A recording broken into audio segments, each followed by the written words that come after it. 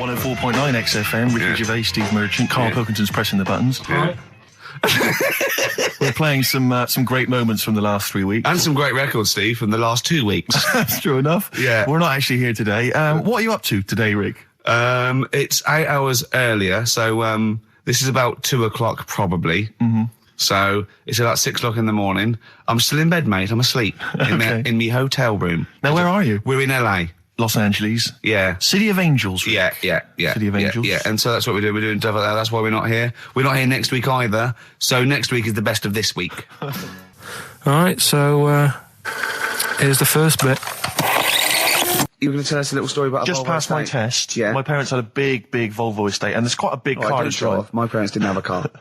But I know you don't drive cars, Rick, but it's got a big car to drive if you've just passed your test. It's safe though, isn't it? It is very safe, that was the thing. Yeah. And I come from the West Country, obviously. There's quite a lot of windy lanes. No, you're joking, do you? They have cars there. Oh, here he comes.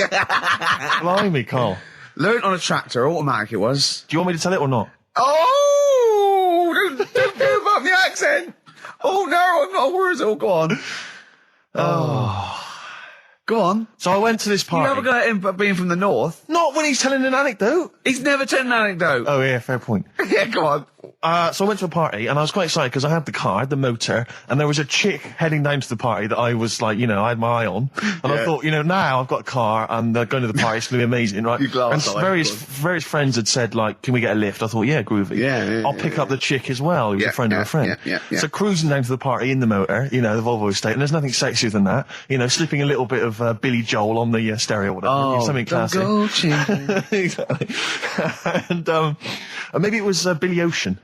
I think maybe it was quite a Billy. Maybe it Billy was thing. get out of my dreams, get into my car. Ideally. Yeah. So I get to the party, and inevitably it was one of those house parties where the chick that I had my eye on, she kind of was chatting to other guys, and she wasn't really paying attention to me, and I was sort of... Trying hard to get, was she again?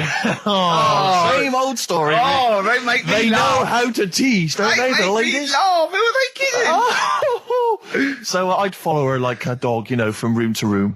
Yeah. And watch her Quite while... literally, sometimes he was barking. Yeah.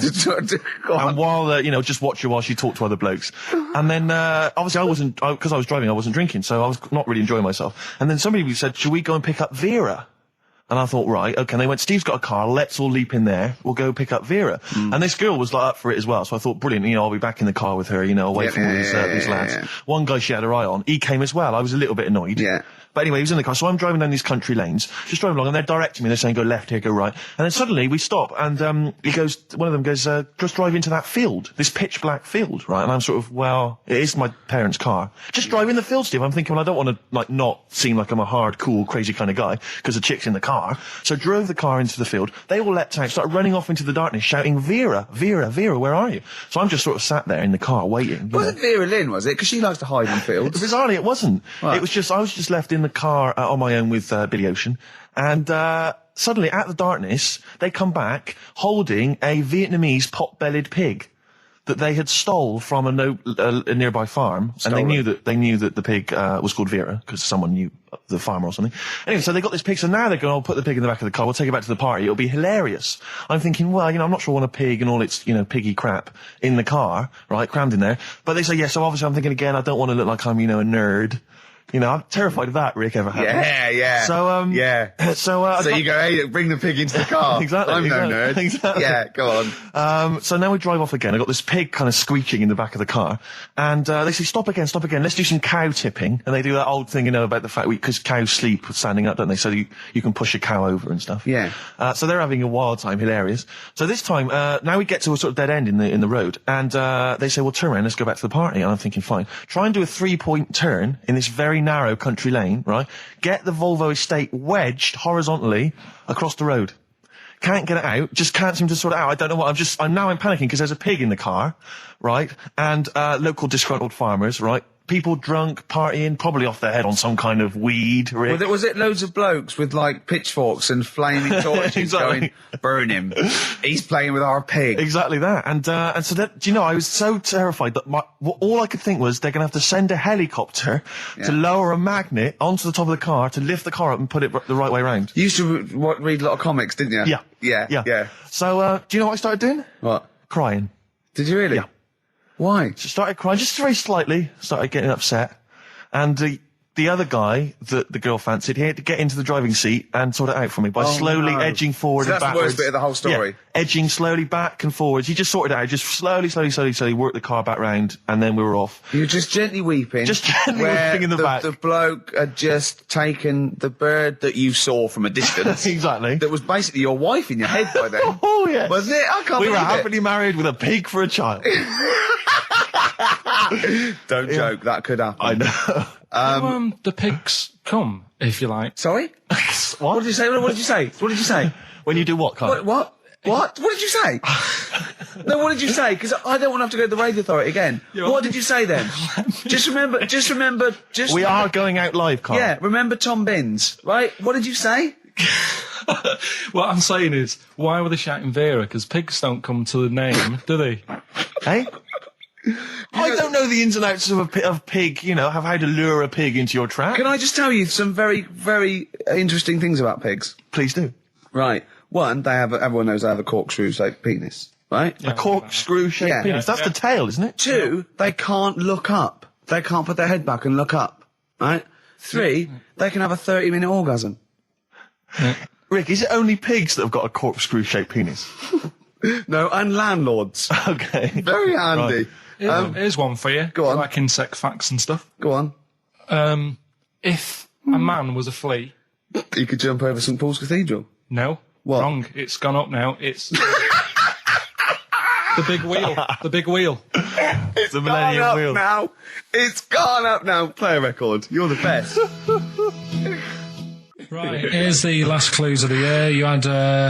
there's a load of letters there asking for advice. Put them on Claire's desk. Go that on, was no idea. F. That was for foreigner. Foreigner. I don't know what you mean. Claire Rayner. She took advice. She gave people advice. So that's a foreigner. Foreigner. That is shit. Right. I'm sorry. That might be Christmas. That is absolute A garbage. lot of people got the right answer. I know. Well, that annoys me even more. Number The two. second one, ask your mum. Foreigner. Yeah. Foreigner. Second one, ask your mum if you should. That was S. That was Shalimar. Shalimar? Shalimar. Right? No, bizarrely, what was the clue there? Ask your mum if you should. No, we got a lot of people saying Smashing Pumpkins as the answer to that. But I don't know who's saying that today, Mum. Smashing Pumpkins.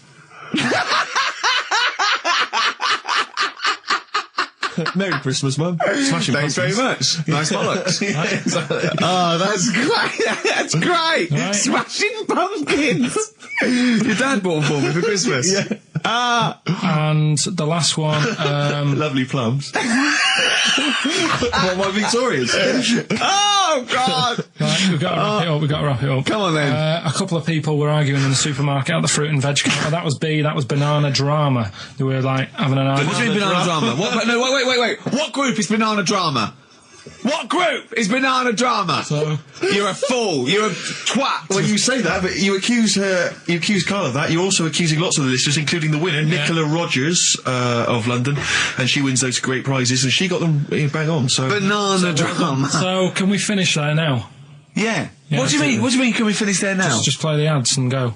What? no, what are you talking about? We're going to play Johnny Nick and Richard River. Crimson all Play day. that then. Goodness me, Karl, look at you. We haven't got time. Merry Christmas, Karl. Merry Yeah, Christmas, Christmas. Carl. Enjoy the show. Let's give him a little kiss. Oh, a little kiss. Oh, no, with tongues, it's Christmas. No, don't. Stop messing about. Get up! Right, anyway, Rockbusters. Yeah, go on then. I give a cryptic clue Yeah. and a letter, and it makes up a band. He Right? never said the word cryptic a few months ago. I love it. Do you know what I mean? I feel it's like our own little Eliza Doolittle. Yes. Right, even Richard will like this one. Here we go then. First one. There's three of them, Go on. and you email in. If this doesn't turn Dickie round, nothing will. This is an email-only competition. Email only. Right, here's the first one. Initial is B, so it's B. a band starting with B. Okay. And the cryptic clue is, I don't like them birds.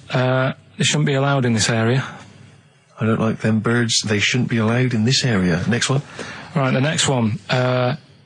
He doesn't like women, yet he's got a couple of kids. That's a bit weird. Is that a cryptic clue, or is that just a thought, a general point? Is that That's the cryptic clue. Okay. And the initials there are PD.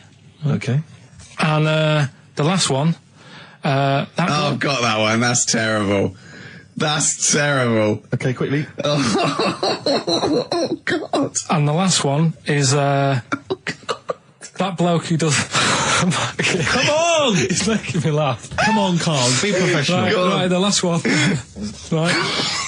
I can't do it, it's making me laugh. Oh, come on, I'll come and read them then. No, hang on. Come on, Karl. Right, here we go. They don't do this on Blockbusters on TV, do they? No, come on. That bloke who does sport on telly. He's got a little kid, right? Initials DC. What? Right? Is that I'm the completely clue? confused by that. Was that the clue? Yeah, that bloke who does sport on telly. Yeah. He's got a little kid. Initials DC. Okay, is that a band? Or an artist? It's well, I'm not A gonna tell you. cheese. I'm not This is gonna a tell you. well-known sandwich. Is it? What is it? Is it a band or an Right, artist? so just quickly recap. That's, Okay. it's a Come B. on, Karl. Right, Come on. quick recap. The first one is B. I don't think them birds should be around in this area. Right, that's B. Right. Second one, he doesn't like women, yet he's got a few kids. It's a bit weird. That's PD. And the final one, that bloke who does sport on the telly, he's got a little kid. Right. DC. All right, and it's ricky.gervais@xfm.co.uk if you want to enter for Hellraiser. Oh, I'll tell you what, All those continue other to do a little theme of like some old stuff people haven't heard of. If you're under 30, you probably never heard of this band. It's also a new thing I want to introduce. It's Show Up Camfield. Camfield talks the talk, he doesn't walk the walk, he doesn't play some rock classics on his show because he's scared. I'm going to play the tracks that Camfield's too scared to play. This is Kansas and Carry On Your Wayward Son, alright? Placebo, Bitter End on XFM 104.9. This is pre-recorded. We recorded this a couple of weeks ago, before Christmas. I hope you had a great Christmas. If you didn't, not our fault, really, is it? Nothing to do with us. Wouldn't have thought we'd have. We're over time because we've got plenty of cash now, thanks to a lot of you who probably bought the Office DVD. Yeah. Probably got And that if you in haven't stock. yet, and you've maybe got vouchers or money, still available. Still there in the shops. Still available. You can still make it the best-selling DVD of all time. Please. Please do. Yeah. Please do. I'll tell you what you want to hear there before you make your mind up. I'll tell you what, if you like this next clip, go and buy the Office DVD. I think you will. It's a brilliant clip. It's the one where we talk about, well, it is self-explanatory. Yeah. Badly Drawn Boy on XFM 104.9. I'm Ricky Gervais, with me Steve Merchant and Karl Pilkington. I'll tell you what, the Sony's then. Oh, This Thursday at the Grosvenor House Hotel. Yeah. Everyone in Radio's Anyone has entered their show in different categories saying, they get it down to, winners this year included the brilliant Dominic Mohan, former showbiz editor of The Sun. lots of people won. Lots of people won gold. Lots of people won silver. Lots of people won bronze. We didn't get a sausage. Nothing. This show was deemed not worthy of anything. I mean, not a look in. The panel looked at it and said, well, no, definitely is not. not radio. Didn't get a vote. See, that annoys me on so many levels. Let me tell you. One, right? I've never complained about losing an award. Okay, ever. Yeah, mainly in TV. I know we've won a lot, but we've been beaten by Peter Kay. Good luck to him. He's brilliant. Beaten by Phoenix Nights, the sitcom. A lot of people like that more than the Oscars, vice versa. Right? No qualms. But the shoddy shite that I heard that night beating us, I was furious. I don't understand. There's people regional. It sounds like hospital radio, right? I shouldn't even be on XFM. I thought, it's beneath me. Yeah. And I thought, well, give them a hand, right? Let's show them. And I want to know who the panel was as well.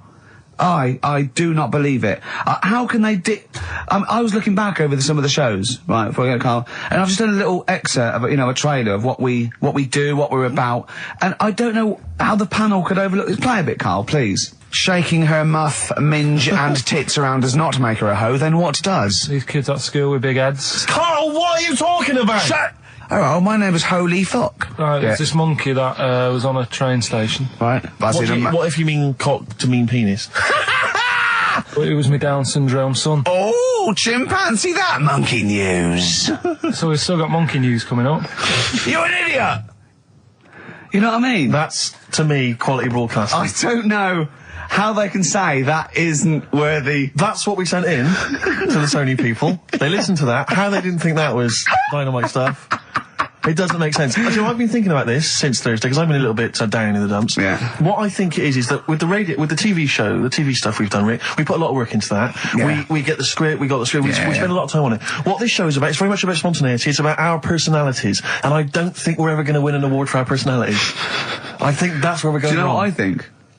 I think that when we're together, with the auteurs of The Office and, and we're strong on it, and we're just two. We write it, we direct it, we cast it. We even worry about the font and stuff on the. We do everything. There's a weak link in our midst, I think. On the radio show? Yeah. Right, well, I'm just trying to think what the common factor is, because on the award-winning TV show, Spliss You and I... Yeah, I don't know. Well, I'll tell you what, can we play a record and let me think about this, because there must be something... There's got to be a factor. ...that isn't in The Office that's in this, that means that The Office is award-winning, and this is a pile of shite. It's interesting. I mean, I don't think our number one fan, Dickie Anderson, Richard Anders, was on the panel, although he here has emailed in. He's got a couple of thoughts as to maybe why we... What is Dickers doing, man? Dickers says, commiserations on not winning a Sony. I can't believe you didn't win, naturally. I mean, apart from your show's obvious lack of quality and effort, having a monkey for a producer, offering the biggest load of tat as competition prizes, saying hairy Chinese kid 48 times every show, Rockbusters, not bothering to turn up for weeks on end, only having 3 listeners, introducing the comedy characters Camp David, Harry Fook, which I think he spelt wrong there, Stephen Merchant. I'm not a character. Apart from insulting every race, religion and sexual orientation, bickering like schoolgirls... We haven't done everyone yet. We have not insulted everyone yet. There's loads to go. Despite the fact you generally bring misery into the lives of anyone who listens, I thought you were surefire winners. Better luck next year. Well... I mean, a couple of constructive, criticisms there, but generally, I still can't nail it. Was he on the panel? Well, I don't think so. Well, he's a fan, so... Yeah. Well, no, he's clearly a fan. I mean, he obviously loves the show. Because he has hit the nail on the head. Oh. Which... Yeah. But, what should we do? Should we give up or should we try harder? That's always my dilemma in life. Sure, yeah. I mean, I've always gone for the first one. Give up? Yeah, why bother? Yeah. If they can't see, just give us the award. Yeah. And then worry about it later, and we won't let them down. Yeah. Now they've got blood on their hands. We're gonna. Yeah. What should we do? Give a couple of months notice? I think so. Okay. Well, there you go. I mean, seriously. I mean, I think. I'm being serious. I'm not being wacky now. We haven't told Andrew, but I think we've won our course with this show. Yeah. So let's. Okay, we'll give it a month, and it's because the Sonys didn't give us anything. Play a record. Yeah. There you go. You got to do a bit longer than that. No, we haven't. Got to give a month's notice. No, you got to work till about September if you're gonna. No, we haven't. No, we give a month's notice. Whatever they give the money back, something like. Well, you give your money back. Yeah, I know. What are you going to spend your 80 quid on? True. A quick query for you. This is from Jay. He's got a problem here. He says, my parents won't let me ditch my studies. He's currently reading modern languages at London University. Sure. He wants to follow his dream, but his parents won't let him, of being a dancer. Carl. Worse than that, he says that they're trying to arrange a marriage to a bunch of minging daughters of people they know from good families. He doesn't know what to do, so he's got the arranged marriage coming along, and he's also got, he basically wants to be a dancer. His parents are forcing him into something more practical. Well, the first thing, right, I don't think live your dreams. The arranged marriage thing is such a bad idea. Okay. Because I think too many people go on looks. Right. And then you soon get bored of that, and you find out the person who you're knocking about with, it's actually not your type. Right. Why don't you arrange marriages for people? Well, I'm just saying, right, so I'd say, Jay, go along with that. I wouldn't worry about it. Okay. I mean, if they're really ugly, then, don't go along with it. But if they're half bad, put up with it. That's Sure. all right. The dancing. Brilliant. Right? That's that solved. Brilliant. I wanted to be a dancer. After I did the boxing, right, I joined a dancing thing just near Man United's ground, right, called Twiggy's. Went along, I wanted to learn some moves. How old were you? Well, it was when Michael Jackson was, pretty big, so about 83, 84, 85, something like that, around there. Wanted to do it. When I went, it was shut, and it had become like a warehouse for toilet rolls. So in a way, I wonder what would have happened. Sorry. How is that an anecdote about you going through dancing? You've told me before you did boxing for a while, you did dancing for a while. You had a true fight in the boxing. You didn't even get in the. That's not an. Imagine if that was a film. This is not a boy's dreams of becoming a dancer.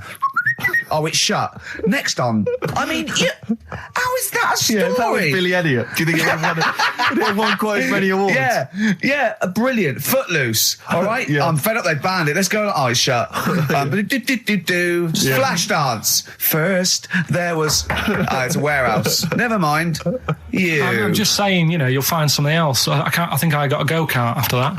I bought a motorised go-kart and kept myself busy with that. So... there's always other Just things. think, Alan Bennett has to sit down and really sweat over his stories. Yeah. He just opens his mouth. You are a living Alan Bennett character. So that's solved. Well, Jay, don't worry about that. There's no emotional problems I can foresee if you follow that advice. So the advice there is do an arranged marriage. If she's not ugly. minging, she's not completely minging. Yeah. And don't worry about dancing. Get a go-kart. Cheers. Great. something else we're giving away. The Shining. It's just more throwing away, isn't it? Once again, is it on video? Once again, it's on VHS. Just because you buy it out of your own money, Karl, stop being so mean. And I want to watch it tonight because it's one of those films that...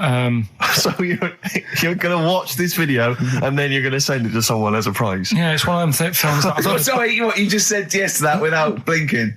Well, yeah. You don't think, like, Les Dennis doesn't have a quick go in the car on Family Fortune before he gives it away? It costs Jim Bowen has $5.99. a go at those his and her towel racks. It costs $5.99, Karl. Okay, this is Karl in the classic The Shining. And what's the question? Well, we might ask that afterwards. Okay, then.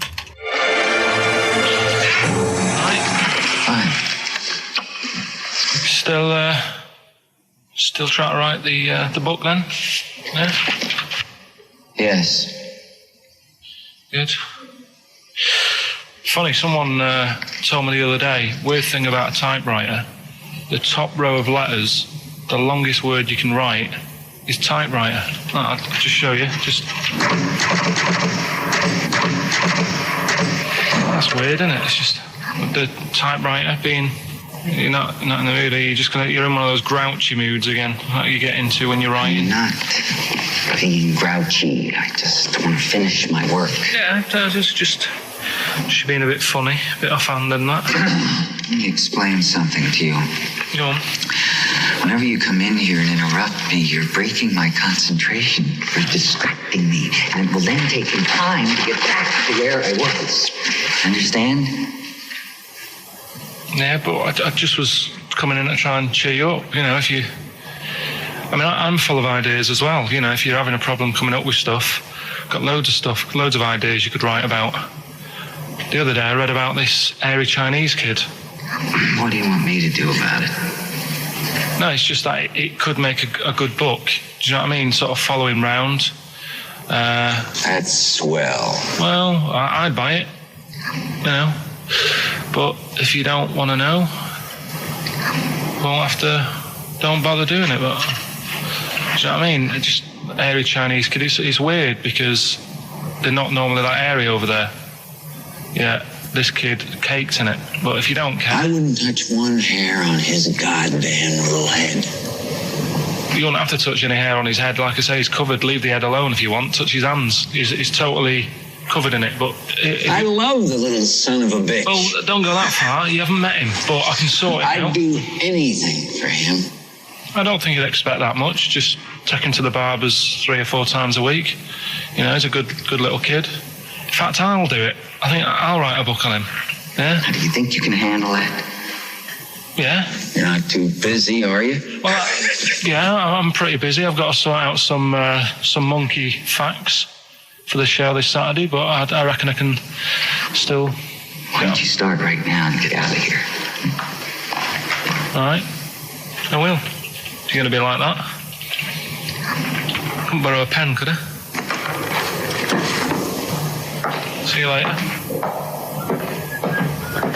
There you go. Haunting stuff there. Karl Pilkington in The Shining. You know, in the film, Jack Nicholson goes crazy because the suggestion is he's maybe possessed by demons that maybe are in the hotel.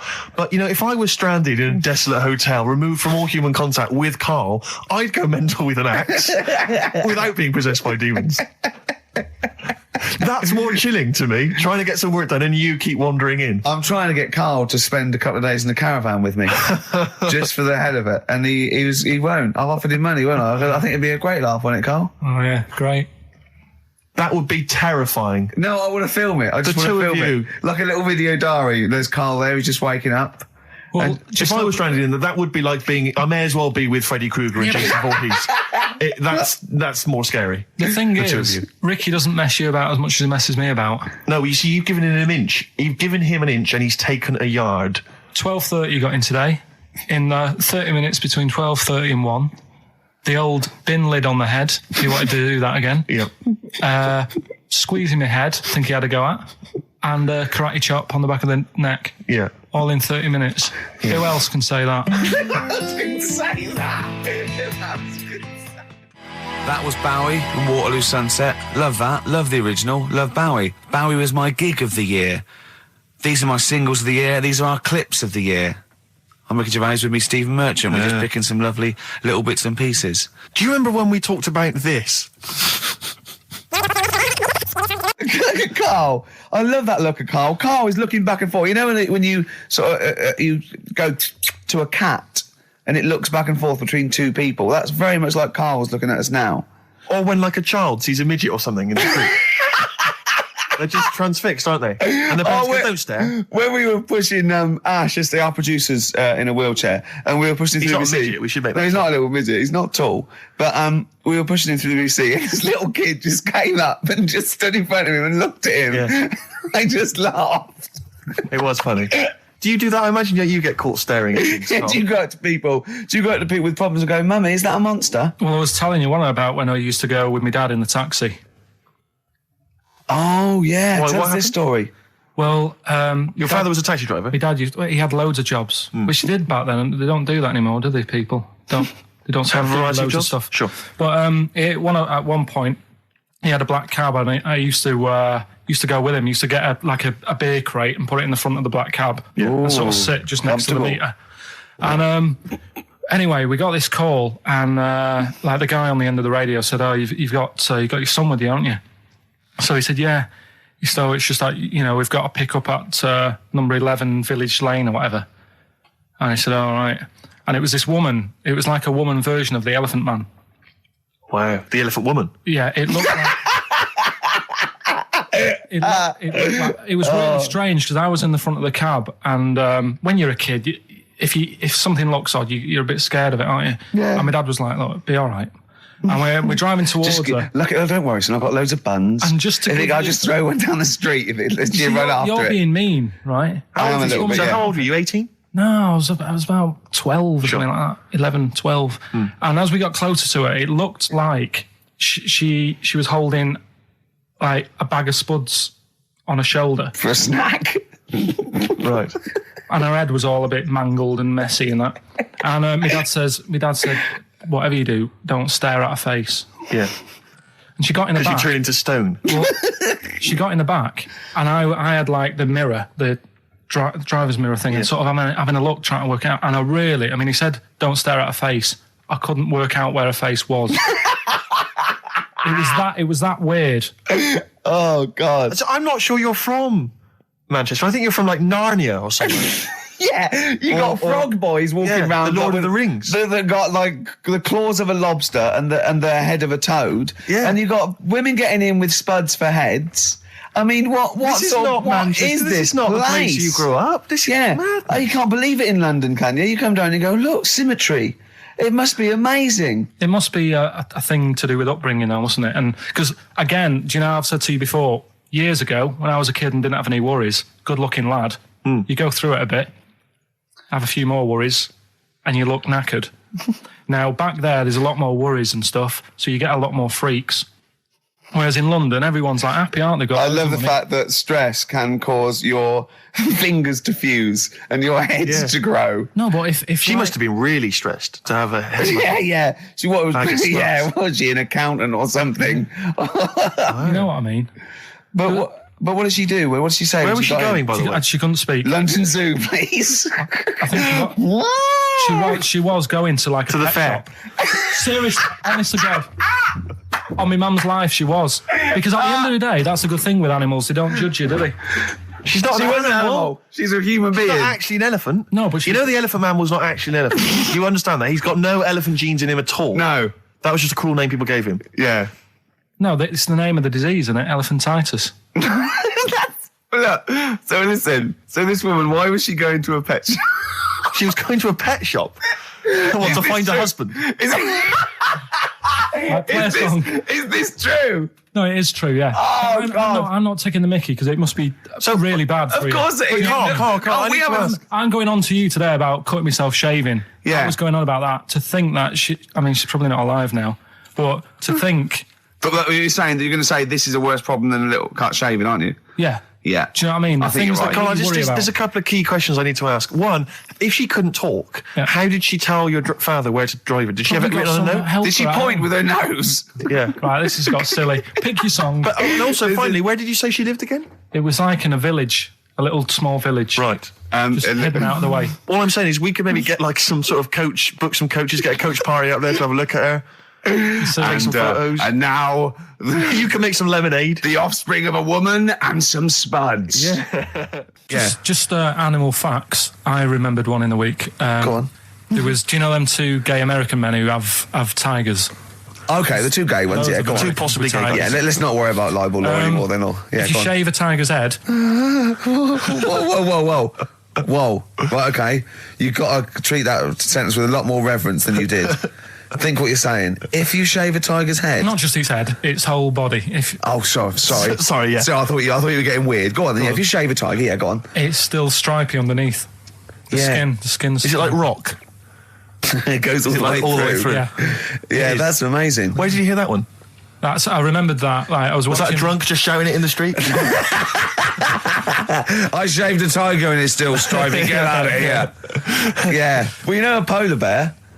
Polar bear's skin is actually black, and its fur is transparent, not white, and it gives the illusion. So it gets all the radiation possible from the sun, but it's still camouflaged. I didn't understand that, Rick. Sorry, you lost me. If its skin's black, a polar bear's skin is black, and its fur is translucent, and its fur is translucent. So why is it white when we? Well, it's just because the light hits it and the sun reflects off. Yeah, and it makes it look white. Yeah, so if you look at each individual hair, it's actually translucent. So at night it would be black. Well, everything is. Is it? Yeah. Oh, not bright stuff, Rick. You've embarrassed yourself. Play a record. Carl, more people from your past. Debbie Carr? Yeah, she was another nice one. What does that mean? Is that a euphemism? No, she was one of them that you'd sort of go, she's nice, but she'd never be your girlfriend. Do you know what I mean? She was, not really. Even though she was in the same year, she seemed a lot older. Right. And wasn't a teacher, was it? There was three of them who all hung together, and they seemed to hang around like the older kids, the ones who looked like men. Do you know what I mean? What did you look like then? Well, it's just that I had youthful sort of looks, whereas like the older ones had like beards and stuff. It's a gang of boys in the fifth form with beards. Were they smoking pipes? Come over here, me filly. Oi, Debbie Carr, come over here, you little beauty. No, but she was like... I love that. Hanging around with beards. There's the big boys. Oh, fishing. That's lovely beards. What do you I mean? just see a whole row of George Bernard Shaws. Brilliant. How do you do in history, boy? Think on you're an idiot. Oh. They were like, I'd be there sort of playing punching people in the arm. That's a great game. Oh, I love that, punch people in the arm. Is that part of the Olympics now? it's I think it was exhibition this year. Right. But it's going to be a pro next year. It's going to be the Winter Olympics because you've got to do it in just a cap sleeve shirt in winter. Yeah. So you're playing that? She, but whilst I But was she didn't doing appreciate that. She used to go, ow! No, I always think whilst I was doing that, they were like the Charlie's Angels and they'd be sorting out a mission somewhere. Because they were really like, there was something about them that you thought, they're special. They were private detectives. What do they work for a man they never see? Okay, here's a name I'm interested in because, let me just tell you the name first. Adam Clifton. Oh. Go on, what are your thoughts on Clifton? He was one of them kids, he was alright, but he had that thing when, if you didn't have enough milk. He had like, wrinkly hands and... like white bits in his nails. Oh, because he didn't have enough milk. Yeah. So therefore, you didn't like him because you didn't get enough milk. This is not to be confused with the two people with the big heads and the webbed feet, is it? Webbed hands. Well, I know that they weren't related. They must have been somewhere along the evolutionary sort of trail. Do you know what I mean? They must have come from the same sort of stock. But you wouldn't have liked him. He's just one of them people. He was all right, but. Ash, and sometimes lovely song. Got to apologise to our producer there. Because he was worried about there was nothing wrong with it. It's just like saying you like watching birds in the garden. It's just that I think you're better than that. I know, it's cheap, isn't it, to say, like, we like I like tits. tits. Yeah, I like cocks. So are we a bit more literary now? One of my favourite things is Fanny by Gaslight. Really? That's interesting. That's interesting. I'm a big fan of Moby Dick. Oh yeah, the book, Moby Dick. Yeah, not the medical condition. There's nothing innuendo. No, it's the big horrible thing that used to swallow semen. Yeah. Now, in the winter, Steve, go on. There's nothing I like more than to keep my hands warm in a muff. No, sure. You mean those kind of furry things that sort of classy-looking ladies? Yeah, posh ladies often put their hands. You know when you have a nice a party and they're all leaving, a winter party, and you might take the wrong hat or something. There's nothing I like more than to see two posh women with their hands in each other's muffs. Oh, that's always a and they're going, "Oh, this must be yours." Yeah, that is always funny. Yeah, that's always funny. Yeah. But seriously, no, I'll stop this. You're right. I've got a degree. I just remembered that my favourite Beatles song is "Come Together." Yeah. Now we're going to stop this now, Karl, because it's childish. You're right. I've got a philosophy degree, for Christ's sake, and it's about time. Who's your favourite philosopher? Do you mind me asking? Well, I would tell you, except when I have a talk about it, I go into a Cockney accent. Really? So it can be like my favourite philosopher. I like a bit of Kant. Right. Is that Immanuel Kant, the philosopher? Yeah. That's strange. Yeah. That's strange. What's his name again? Kant. Oh, yeah. That can be weird. Can be strange. Look at Karl's face. Look at his face. Look at his face. Join in, Karl. Undo your trousers. Just we'll be like Stan Boardman when he out. told the Fokker joke. Yeah. We won't do local radio again for 10 years. 50 Cent in Da Club on XFM 104.9. We're playing our favourite singles of the year. Yep. And we're looking back over some of our favourite clips of the year. Did you have to have that thing done where they say, what side do you wear your member? What side you dress? They don't say what side you wear your member. That would hardly be a euphemism, would it? So they say what side you dress, sir. It means what side your little John Thomas leans, doesn't it, on rest, usually to the left, isn't it? Your little left testicles. If I said to you now, what side do you wear it on? Do you know? It would be left. It would be the left. That's what I mean. If standing there, right, with nothing restricting it or holding it in or holding it up, right, it sort of leans. Your one ball is sort of like slightly back and lower, isn't it? And your little John Thomas rests there, so it's left. And the reason they ask it is so they don't put the tape measure up on the left and squash your willy or touch your willy. So it's nothing to do with like, well, you'll need a bit more room of sort of more material on that side, or. Well, no, I don't think they compensate. It's just when they when they stick that up into your groin, they don't want to come in contact with your little. The thing is, I don't know what side I wear stuff on. I just sort of pull my pants up and wherever it wants to go that day. But maybe it's not big enough to sort of make any, real decision. But like now, I'm sat here right with my jeans on. I don't know where I am. Well, that's clear from hearing you talk. No, but what I mean is, if a fella said to me, "What side are you? What side's your member on?" Member.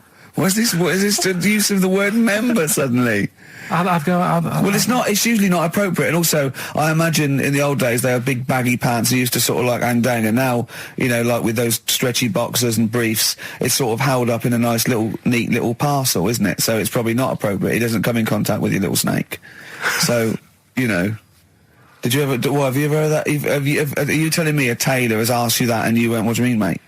No, I've never. I've not really had one made to measure. I had one made when I was a kid, but since then I've sort of bought a suit off the hook. But when you were saying about buying a suit, I know that question sort of crops up, and I don't know what the answer is. It just annoys me the way I don't know. There's no surprises anymore. Do you know what I mean? People know. What do you mean? He's going to go, right, I'm going to measure you now. Which side shall I measure? Go, well, pot luck, go and have a look. Right, there you go. Oh, you got it. What do you mean there's no surprises anymore? What are you talking about? Everything you say is a surprise. Everything you say, every opinion you have is a surprise to me. What I mean is, why aren't people just happy just to go, well, depends, doesn't it? I'll just pull the pants up wherever it wants to go. I'm happy. What do you mean? Why is this such a big issue? But Karl, when they ask you this question, they're not making a note of it somewhere. It's not statistical research to find out what the kind of common leaning is. It's a question so he doesn't touch it when he's using his tape measure. Just be careful. But he is being careful by asking the question. But what's wrong with him touching it anyway? It's only like a slight. Fair enough. But if he just sort of, knocks it a little bit, you can just go, Do that again? To me, it's the same as the prostate thing. It's just happening all over again. It's But the doctor doesn't go, what side's your arse on, sir? Trying to avoid the arse. He wants to go, he knows where your arse is and he's aiming for it and he wants to get it up there. He's aiming for it for a good cause. This little fella's going, well, I've got to measure his leg. I don't want to touch the knob. I'll just ask him, sir, do you mind telling me where your cock is so I can avoid it? It's a big difference. But like I'm saying to you, I'd have to have a look first to let him know. I don't know where it is now. I don't know. It could be the left, could be the right. Are you telling me you don't know where your knob is without now? looking? Well, what do you mean without looking? How could... Well, you're saying it as if like... Should we have a guess? Well, have a look and tell us where it is. What are you wearing? What sort of pants are you wearing? I've got my jeans on. But you got pants on underneath them? Yeah. What are they? Briefs or boxer shorts? Boxer shorts. Boxer shorts. Well, it's probably free, but the jeans are probably strict in it. I think it's probably either in the middle, dressed in, or just slightly to the left. Have a look. We'll tell the listeners after the break where's Karl's knob. It's a good competition. Oh, brilliant! We've got to send this to the Sony Awards people. Well, big question. Where was Karl's knob? That's what people have been hanging on for. Yeah. Where was it? Well, I can't believe people have been texting in. Hey, what, guessing where it is? People saying, is it in the middle? Is it in the left? It cost them 10p. It cost them 10p to find out. Just wait, I'm going to give out the answer. You don't win anything, right? Like, strike it lucky. Right? Bottom or middle? Right. It was to the left. Oh! Yeah. I went with the right. That's annoying. See, I thought it would be to the left. If not, maybe if it was all scrunched up, sitting down on your lap, right, it might just pop up to the middle. Just pop out, like, Well, next week we'll be finding out where yours is. Where's Ricky's bollocks? So we're looking into animals that we get rid of. I've spoken to someone about snails. I've spoken to someone about jellyfish and that. And looking at cockroaches today. She's an expert. She's just not just some random person. No, she works in a museum, a good museum. I said I'd give it a plug. It's the one near Knightsbridge. It's got dinosaurs and that in it. It's worth seeing. Natural History Museum. Yeah. So, It's not sure. He's not sure. This is what happened.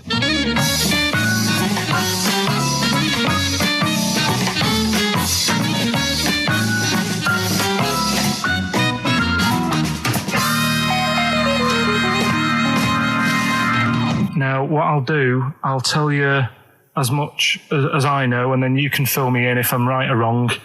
And then at the end of it, we'll get to the bottom of whether we need them or not. Okay. All right. So, first of all, the first thing that I found out is that they have 18 knees. That's not exactly possible. They're insects, so they have 6 legs. Yeah. And a knee is usually the junction between femur and tibia. That's sort of classic human knees and every other animal knee. So with 6 legs, you can only have 6 knees. Could somebody sort of got mistaken for seeing one that was a bit double jointed? I think you're grasping at straws or something. All right. Well, we might have to come back to that one then. Okay. They can hold the breath for 40 minutes. Well, they don't do that because they don't breathe in the same way as us. They breathe through little spiracles, holes down the side of the body. So, no, they're not a very apt simile because the method of breathing is so different. What do you mean? Because insects have a totally different system. They don't have lungs in the way that we do, just breathing through one part of the body. They're actually breathing through every segment of the body all of the time. So even though they've got their mouth shut, they might be able to slide. Nothing to do with breathing. So only just feeding. So you see, maybe that's where someone's gone wrong. Someone's got hold of one and sort of taped its mouth up or something and got bored after 40 minutes and said, well, we'll call it right. It's a pretty unkind thing to do to an insect, even to a cockroach. Yeah, but it's all... Can't do that. Yeah, but... No. Pretty unkind thing to do anything, even a cockroach. Something else I found out. Yeah. They can live for a week without an head. Well, that's true if they don't bleed to death in the process. But the weird thing is, when I told you that they had 18 knees, you seemed a bit sort of like, don't talk ridiculous. But then we're talking about an animal that can live without an head. So there's a little bit of truth in that one, yeah? Yes. Why, when it was invented, has it got that facility? Say if someone said to humans, we could do that with humans, and, if you lose your head in some accident, it gives you a bit of time to sort of go back to your family and maybe write them a note. You won't be able to have a chat, but write them a note saying, it was my own fault, and it was nice knowing you. Oh, well, that would be a useful facility, I agree. But cockroaches are great survivors. I mean, they've been around for over 300 million years. They're one of the most primitive insects. All right. Well, I've also... is it true that they do a lot of resting? Apparently they can sort of rest for 75% of the time. Rest? Yeah, they just sit about doing nothing. It's probably true of a vast proportion of the world's fauna. I mean, maybe the 25% that they are working, they're really giving it some, so it might make up. They're probably searching out food, and they can slow down considerably. You can chill insects in the fridge, and they'll become very, very quiet. You might think they're dead. Yeah, but I'm sure, if we were sat in a fridge, we'd go a bit quiet, wouldn't we? Well, you might not know much about it, of course. Yeah, but... Not quite reading the right sources. Well, I've been using the internet. I'm sure there are many useful sources that you could find there, but some of those seem to have been a little misleading to you. So you don't agree with a lot of what I've told you there? No. So cockroaches, can we get rid of them? No. So we're keeping them then? I would say so, yeah.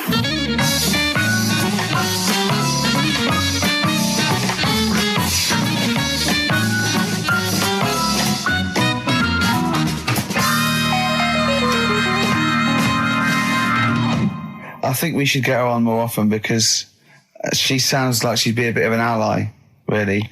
Because she knew immediately that you were talking nonsense. She even said, I think you should be more concerned about your sources, which I've been trying to tell you for a year, right? The fact, I mean 18 knees, where did you get that from? It was on the internet. They can hold their breath for 40 minutes. I mean, I don't know what you read and take on. Mad world, don't it?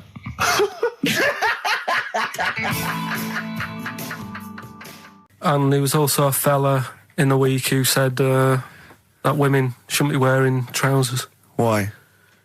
Because they don't look good in them. What do you think? What do you think about that? It's rubbish. Yeah. These are the only things that have caught your eye over the last couple of weeks. This is the entire news. Galileo did something with light. A French fella said women shouldn't wear trousers. See, that to me wouldn't pass as education. It's not education. I don't know where you could ever use that. I don't know when that would ever be applicable to life. I just like reading stuff that sort of reminds me of... Do you know what I mean? If I read it and it gets me thinking, I think that's a good little piece. But, I mean, but surely can't you just sort of like sit near something that vibrates to keep your brain going? Or shake your head every now and again? I mean, what does this do? You mean it makes you start using your brain? But what aspect of a Frenchman said women shouldn't wear trousers got your mind working? What questions were you asking? Because I thought that's a bit daft, isn't it? Right? Yeah. Okay, it ends there with me. There's nothing else. There's nowhere else for me to go on that. He closes your mind's still whirring. Yeah, go on. What do you think? Let's go through this. Oh, I wish we could download his thoughts. I know. Just watch it. Yeah. Wouldn't it be great, like a DVD? Like a cartoon. Imagine that extra footage on the Office DVD. Yeah, Karl's brain. That would be with amazing. Oh, with a commentary. Go on. Women wearing trousers and that, right? On the estate that I grew up in, on right? There was a woman about 4 houses down, right? Rough. Now, she used to wear leggings. Yeah. Now, they're a bad idea. They are a terrible idea. I agree with you there, Karl. If you're a lady of what the colour? normo persuasion... Were they pink? No, they were sort of black, but with all bits on them. Oh, right. Do you know what I mean? What, toast and just horse droppings? Yeah, go on, yeah. And she used to... she's quite a big woman. Sure. Pauline Quirk, I think you described her as. Looked like a light bulb when she was bending over in leggings. It is those kind of women that are attracted to leggings. Yeah, I know, yeah. They are drawn to them like a moth. Yeah. She used to wear them, and that's what I remember when I read this piece. And she used to work on one of those sex line things. Right. She used to do that. But... What, was she, an engineer? The weird thing with her was... she had big eyelids. Right. Go on. that were too big, and this is what I was thinking. What right? do you mean she had big eyelids? How big do eyelids have to be for you to go, they're big eyelids? What was she shoplifting with them? Would she come out of Dixon's with, like, radio stored in them? What do you mean she had big eyelids? It was another one of them popular things round our way. Do you know? Like, what do you mean popular things? They people go, oh, I'll tell you what, they're all the rage. Can I get some big eyelids, please? No. It was just like one of them things that people suffered with. Just big eyelids. They could hardly open their eyes. What do you mean? What do you mean? That's one of them popular things round where I grew up. People had big eyelids. They could hardly open their eyes. What does that mean? What sort of freak town were you born in? You had webbed feet people with big heads. You got women with big eyelids. What does big eyelids mean? Are you confusing her with the horse? Yeah. Did she have hooves? Look, what? Just anyway, so there's this big eyelidded woman with the leggings. And that's what I'm saying to you, though. That's when I read that story with people with trousers. Yeah. I went from that. Yeah. To a woman who used to have big eyelids. I still on the point. But then, and also the other bloke who had the eyelid problem was a mate of mine. Right. His dad had it, and same problem, massive eyelids. I don't know what that means. I don't know what that means. I used to say to my mum, I'm going round to Dave's house. Yeah. And Or to Drew say, Pete, well, as you call him. that's all right, but make sure his dad doesn't take you out in the car, because he could hardly see. He had to have his head. He had to tilt his head back to keep his eyelids open. Sure. Did he have a couple of matches with him at all times? What a load of gobbledygook. This began as educating Ricky. I know, So it's what, like he was people thinking, with eyelids. But it's like you're supposed to make that leap as well. Yeah. If I mentioned the trousers, Ricky will probably be thinking about people with big eyelids and women wearing leggings. Play a record, Karl. That was the record before us, and here we are, pre-recorded, because we did this a few weeks ago, because we're not here at the moment, are we? We're away in that. I'm Ricky Gervais, with me Stephen Merchant. Hello there. And Karl Pilkington. Well, He's not actually with us. No. He'll be in some of the best of clips that will be coming up shortly. yeah, this is just us, isn't it? This is just us. We did this. When did we do this, Rick? A couple of weeks back. Hold on, what is it? What It's the day is it? 27th today. Yeah, well, I enjoyed Christmas. I loved Christmas. I loved Christmas. I had a loved great Christmas. time. What did you get? Loads of presents. So did and I. I'm glad they made it to number one. I'm really glad. Stroke, he, she. Yeah, I'm really glad that the pop idols, Cliff Richard, Westlife, made it to number one. Bo Selector. Bo Selector. Yeah, just delete that. As, Yeah. Okay, well, we're going to play some of the best of, some of the greatest moments of the last 3 weeks Yeah. ever heard on XFM 104.9. What about this? Do you remember this one? Oh, which one is it? I'm Ricky Gervais, with me Steve Merchant. Over there, Karl Pilkington. The man who believes anything. I think it might be a condition due to his little round head. Mm-hmm. It's sort of like, it might be a new condition that we can call cranial spherity. And because it presses on his lobes, and the only sort of upshot of that is he's normal in every way, but he believes everything he reads or Yeah. sees on Anna Nova. All right? Talking of which, Rick, I don't really follow the news. No. It's mainly boring, isn't it? Wars and stuff. Yeah. But I don't know. Well, yeah. Well, it is a war. It's all this nonsense before and after. When it's a war, it's it's in the middle of the war. You can watch it on telly. True. You get results. True, You know what I mean? Like, do you know what I mean? Yeah. Like a test match or something. But it's all this rubbish before and after. It drags on. This recent war seemed, I thought, just generally, it was better presented than the previous one. Because I remember the first Gulf War, it was often during the night, and I couldn't stay up. Yeah, because I think the American had rights to it, like the Tyson fight. So we had to get it at 2 in the morning, Exactly. which is annoying. They had it at, their prime time and that. Yeah, and a lot of yeah. it was in black and white as when the bombs went in. With the bombs going in. So this time there seemed a lot more colourful stuff. Yeah, it's much better coverage. I think there should win awards. Yeah, well, I'd like to see for it. awards, So, yeah. like Channel 4 won for cricket. Yeah, I mean, a few times as well, I was quite pleased to see they actually had footage of the bombs exploding. Yeah. from buildings and stuff. Yeah. No, good. Well done. Generally, good on you. Well done. Good on you. Yeah, I don't know if Costs a lot though, doesn't it? It isn't a costly War's thing. a lot more when you got something like a Jimmy Carr game show, which probably costs about £100,000. Yeah. Like half an hour war costs millions. It's almost man. as expensive as like Terminator 3 or something. Yeah. But I mean, But then, you got to have variety. Exactly. Sorry, Steve, you were talking, mate. Well, no, I just wanted to make sure you were aware that the World Elephant Polo Championships have taken place. I did get it. I You're think aware they of that? mentioned it on. Yeah, we won, didn't we? England won.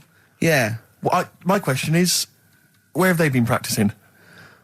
I don't know. Do you remember ever at school anyone ever saying to you, "Are you interested in playing polo Do you, with reckon elephants. do you reckon it was 5 blokes in pith helmets kept sneaking into a whipsnade? Possibly. What are you doing, lads? We're practicing. Get down. Yeah. Get off them elephants. Yeah.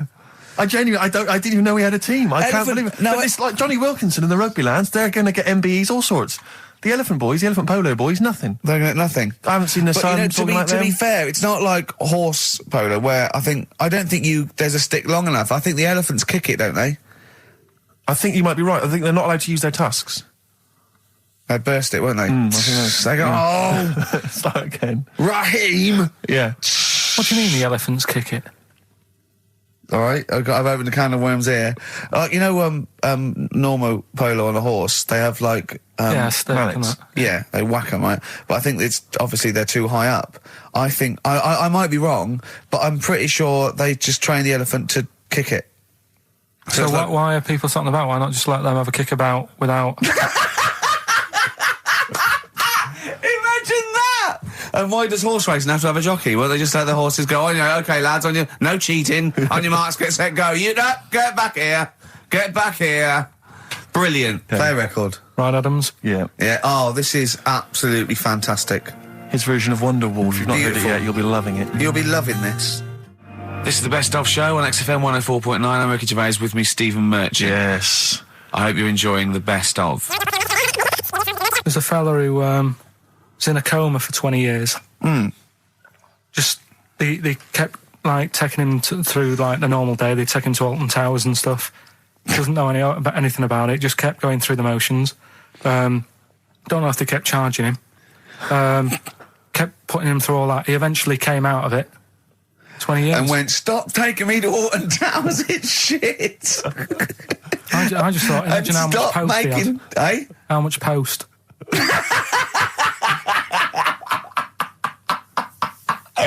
Oh, Did you God. read about that guy in the paper, Karl? He, sorry, on the internet. He in about, I think it was about 1984, 85, he had a terrible car accident. But this must be it. He went This into a mu- coma. This must be what he's talking about. Well, they didn't take him to Alton Towers. Of course they didn't. But you've got to try and decipher the truth from the conjecture, from the thing that I mean, don't forget, Karl realises that he's had a dream. He talks to Suzanne and goes, that was good, wasn't it, last night we were in the plane? She goes, no, that's a dream. He goes, oh yeah, where's my cornflakes? You got to, you know what I mean? I can now decipher what he's actually seen, what he's read. Well, go on, what did you... Well, I'm assuming it's the same guy. It is the same guy. It was a guy in some small American town, Yeah. and he'd had a car crash, and he'd gone into a coma, and his wife had left him. She'd gone on with her life, because he'd been in a coma since then, and he had just woken up recently. Marriage wasn't working. Marriage wasn't working. He just wasn't paying enough attention. He actually had, she was pregnant at the time, and so now his daughter is basically the same age as he was when he went into the coma. And he's just started coming around. He's just started making jokes. They said, how do you feel? He said horny, which I thought was quite witty for a man who'd been in a coma for however many years. But anyway, yeah, so he's slowly trying to rebuild what life he can. That's what do you make interesting. of that, though? Because the thing is that he's missed. Imagine what he's missed, Karl. Imagine the music that he's missed. The Live TV Aid. programs, Missed the Live news. Aid. Live Aid. He He missed completely. The Phil Spice Collins Girls, playing in 2 continents in one day. which, frankly, I'd be devastated if I discovered that. Missed happened. Bros. Yeah. Yeah, so he doesn't. So he put on ripped jeans and they go passe. They just have to send him a series of those I Love 1986 Exactly. programs with Kate Thornton filling him in on what he's missed. Exactly. Peter Kay reminding him of space operas. Yeah, he Richard remembers Blackwood those. talking rubbish. Yeah. So, So extraordinary, though, isn't it, Karl, to think? No, obviously. So, not. had he aged much? Because he hadn't had any problems or anything, no worries. well, Is that- he probably wouldn't have physiologically. He probably wouldn't have the wear and tear of a 43-year-old man Was that a good because kid? he wouldn't have had sun. He wouldn't have had sort of nicotine, beer. Unless they were just feeding that to him. Anyway, To try and still, bring him round. yeah, yeah. So You'd feel groggy, though, wouldn't you? yeah, you might feel a bit groggy. Yeah, yeah, Well, he's not fully back to normal. I mean, there's No, some it's- kind of residual brain damage. yeah. But nevertheless, he can form sentences. He's got no real memory, so he can't remember a lot of things. It was just when I saw Karl, it, have that's you been in what... an accident?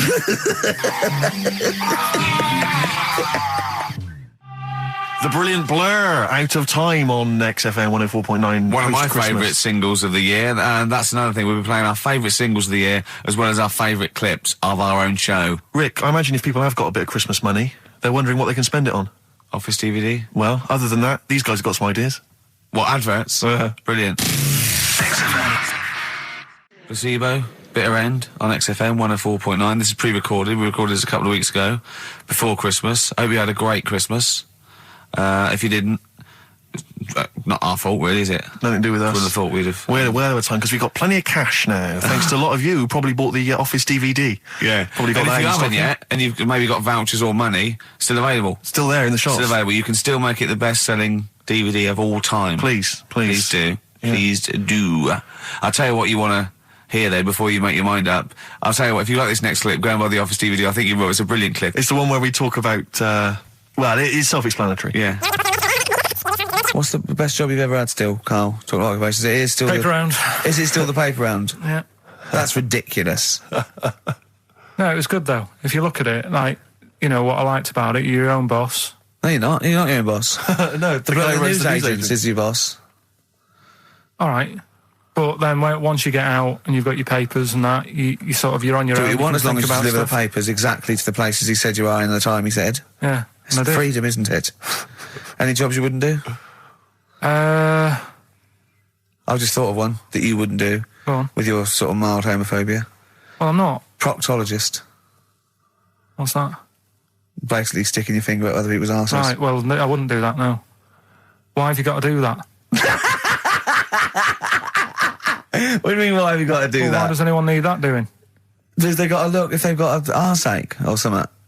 Which trainee doctor makes that their speciality? Do you know what I mean? That must be, right, we got a place for proctologists, and it's you, Meadows. You Yeah. came last. Oh, seriously, what? I'm not the arse doctor, am I? Yeah, you came last. Oh, I'm a bum GP. I can't yeah, believe it. yeah. You got to, oh, I can't believe this. Yeah.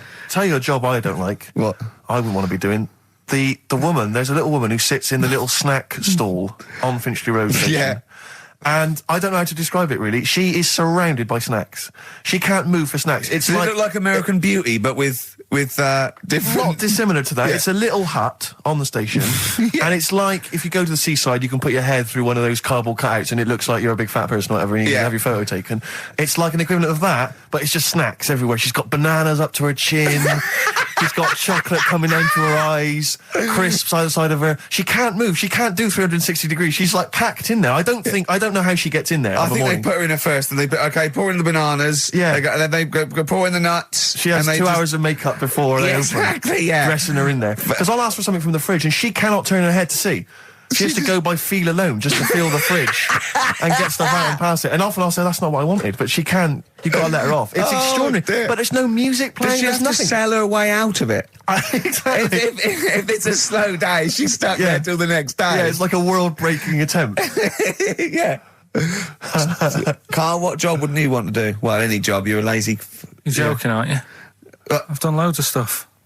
I'm quite happy now doing what I'm doing. Yeah?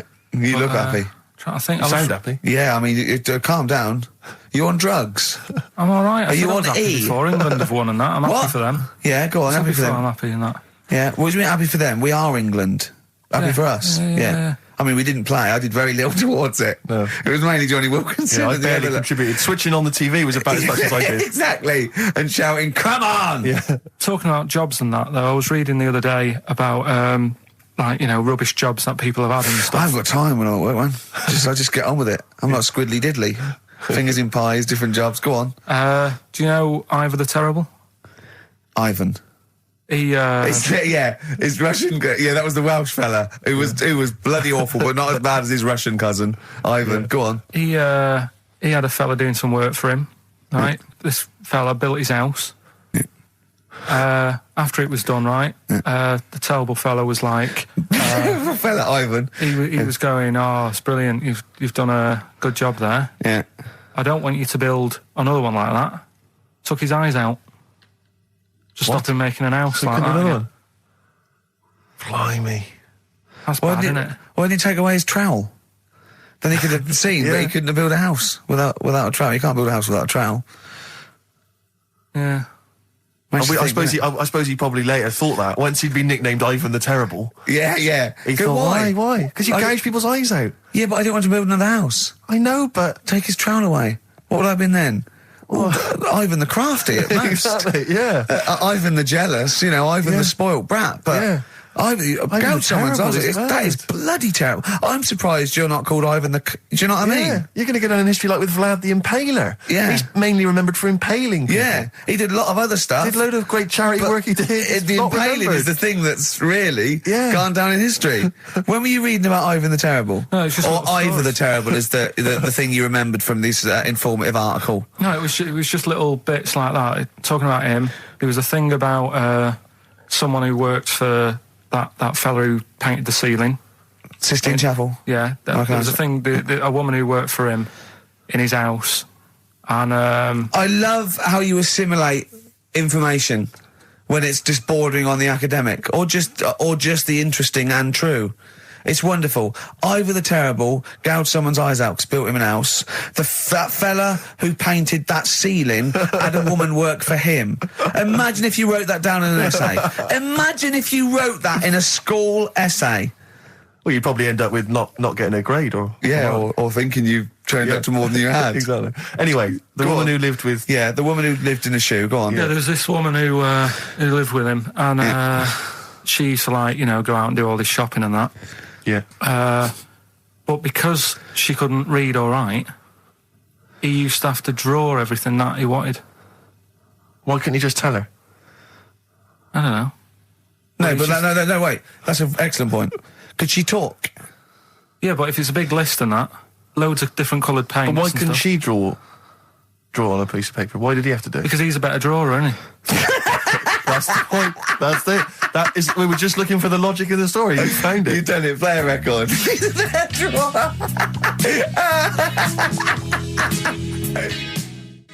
This is the Best Of Show on XFM 104.9. I'm Ricky Gervais, with me Stephen Merchant. Yes. I hope you're enjoying the Best Of. I'm amazed that these are the highlights and that we've strung it out this long, Rick. But the good thing about this is, we're not here, we recorded this a couple of weeks ago, just the links, right? This has taken us about 10 minutes for the whole show. We get paid the same. Why don't we do this every week? That's a great idea. High five. Listen to this clip, it's brilliant. I think that my new TV is too big, Rick.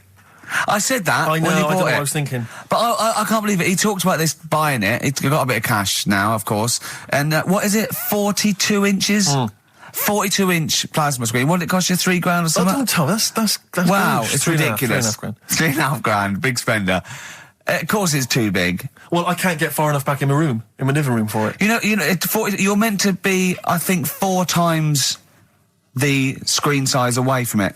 Really? To get out from the air. So that's 4 times 42 inches you're meant to be sitting away from it, which is impossible. Yeah. Well, I'll have to just get friendly with the neighbours. Yeah, watch it through a hat. Yeah. If that's the case, though, aren't you better off just getting a portable? What? I don't understand that rule. What are you saying? Well, you're meant to be 4 times the screen size away from the TV. But then what's the point in having a big telly if you've got to keep moving further back? Get a portable. and sit right next to it. Do see your point. Why do people go to the cinema then? Did you see films that are out yet? Fair enough, he's got you there. Done. I'd tell you this though, I had it delivered, and are you supposed to tip delivery men? Of course you are. I don't know. You see, I've never had anything delivered before. I've never spent that much money. Not if it's a courier with an envelope, but if it's a bloke who's struggled up the stairs, two fat blokes with a fridge, then give him a £5 for a drink. But the problem was, I didn't realise, and I was thinking to myself, I wonder if I've got to tip him. And the guy was leaving, and my mobile phone went off in my pocket, and I reached in to get it. He put his hand out, thinking it was a tip. I went, it's just my phone. And I felt terrible after he left. I didn't know. What was I going to do? Run down the street and offer him a £5? No, of course not. No. I'm not made of money. I just spent it on TV. Yeah, I've got no money, mate. Yeah. I just spent it all on this. I had to clean out my jar, everything, the drawers. Yeah, I'd take some bottles back. The problem was, it took me forever to wire it in. I thought, I'm not going to pay for someone to wire it up, you know. So it took me about 3 hours to wire it in, and it was huge, and I got it switched on, and the first programme that was on when I got it wired in was Bargain Hunt.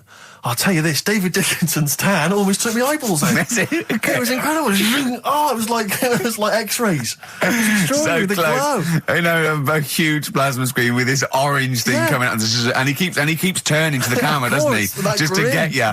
Yeah, he turns away. You get a bit closer. They go, "What's he doing?" He just turns around, takes the cornea off. What do you think, Bargain Hunters? Bargain Hunters.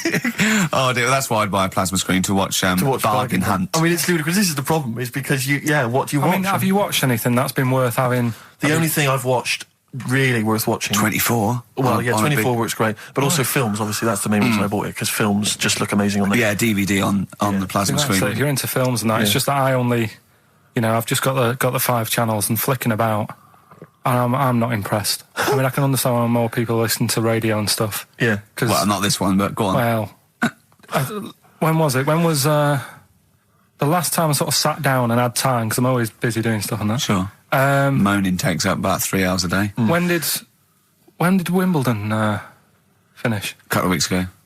Right. Found myself sat there, right? I'm not having a go. I know we've stopped Cheeky Freak of the Week and all that, right? So I'm not going to be having a go. Christ, I sat there. I'm scared.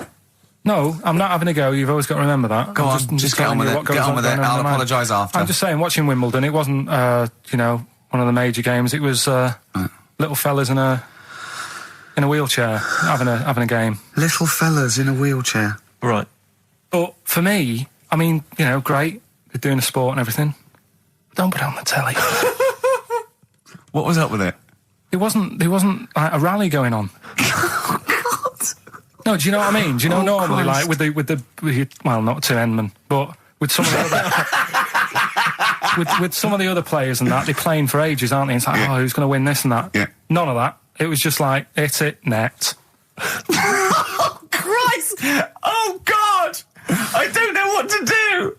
And people would like sat there watching it as well when they've got other games going on in there. That's what I couldn't understand. If you've paid your money to get in, I mean, like I say, good on them if they. Do you know what I mean? But it would have been. And they all start first in the marathon. I just thought it would have, give them a game of swing ball or something. Yeah. You know what I mean? No, yeah, I understand. Oh, God. Yeah. There's never anything XFM in the community. Let's play a tune. Ricky Gervais, Ricky Gervais. Don't put my name to this last link. Don't put my name to this last link. Ricky.Gervais, xfm.co.uk. Oh. Magic, Virgin, if you're listening, we are available probably sooner than we thought. That was Radiohead and They're There. We're Not Here, all right? Pre-recorded. Coming up is one of Karl's little film things where he puts himself into a film. It's his favourite film. It's Kes. Enjoy it. I love the fact that in pole position, in positions 1 and 2 of his favourite films of all time, it's The Elephant Man and Kes. Yeah. That's brilliant. Yeah. Go on. All right. Am I leaving the mics open a bit when this is going out? Yeah, let's have a listen. Yeah? All right. So don't talk then, right? Just put that hot dog down, Rick. And this is the bit in Kes where it's the teacher and he gets up and he has to Glover. talk. What's his name? Is it Brian Glover? No, it's What's the other teacher. The other one. Anyway. Right. Go on. All right, so here we go. Things that had actually happened. I've got another one. What about you, Casper? Casper! All right. All right? All right. You haven't been listening to a word I've said, have you? Yeah, I heard some of it. Yeah, you. Some of it? Just. Stand up. Always somebody, isn't there? Right, now you're going to tell us a story about yourself. What sort of story?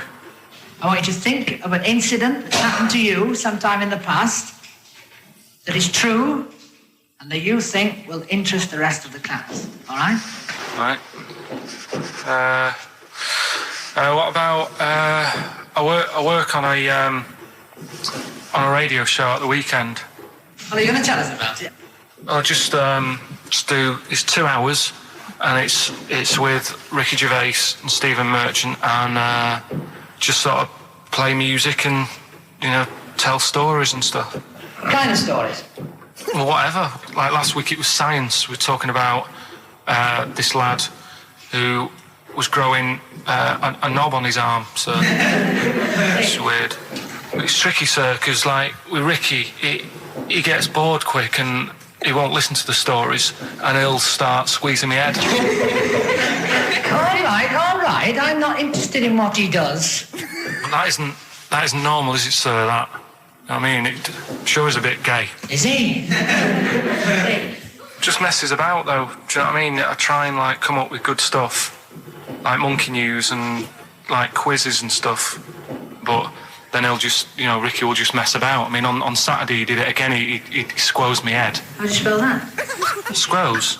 S-Q. I'm going to show it off the wall. This is a new word to me. Squoze is S-Q-U-O-Z-E. Right, now tell us what it is. It's when he gets me head and he puts one hand on the back of it, right?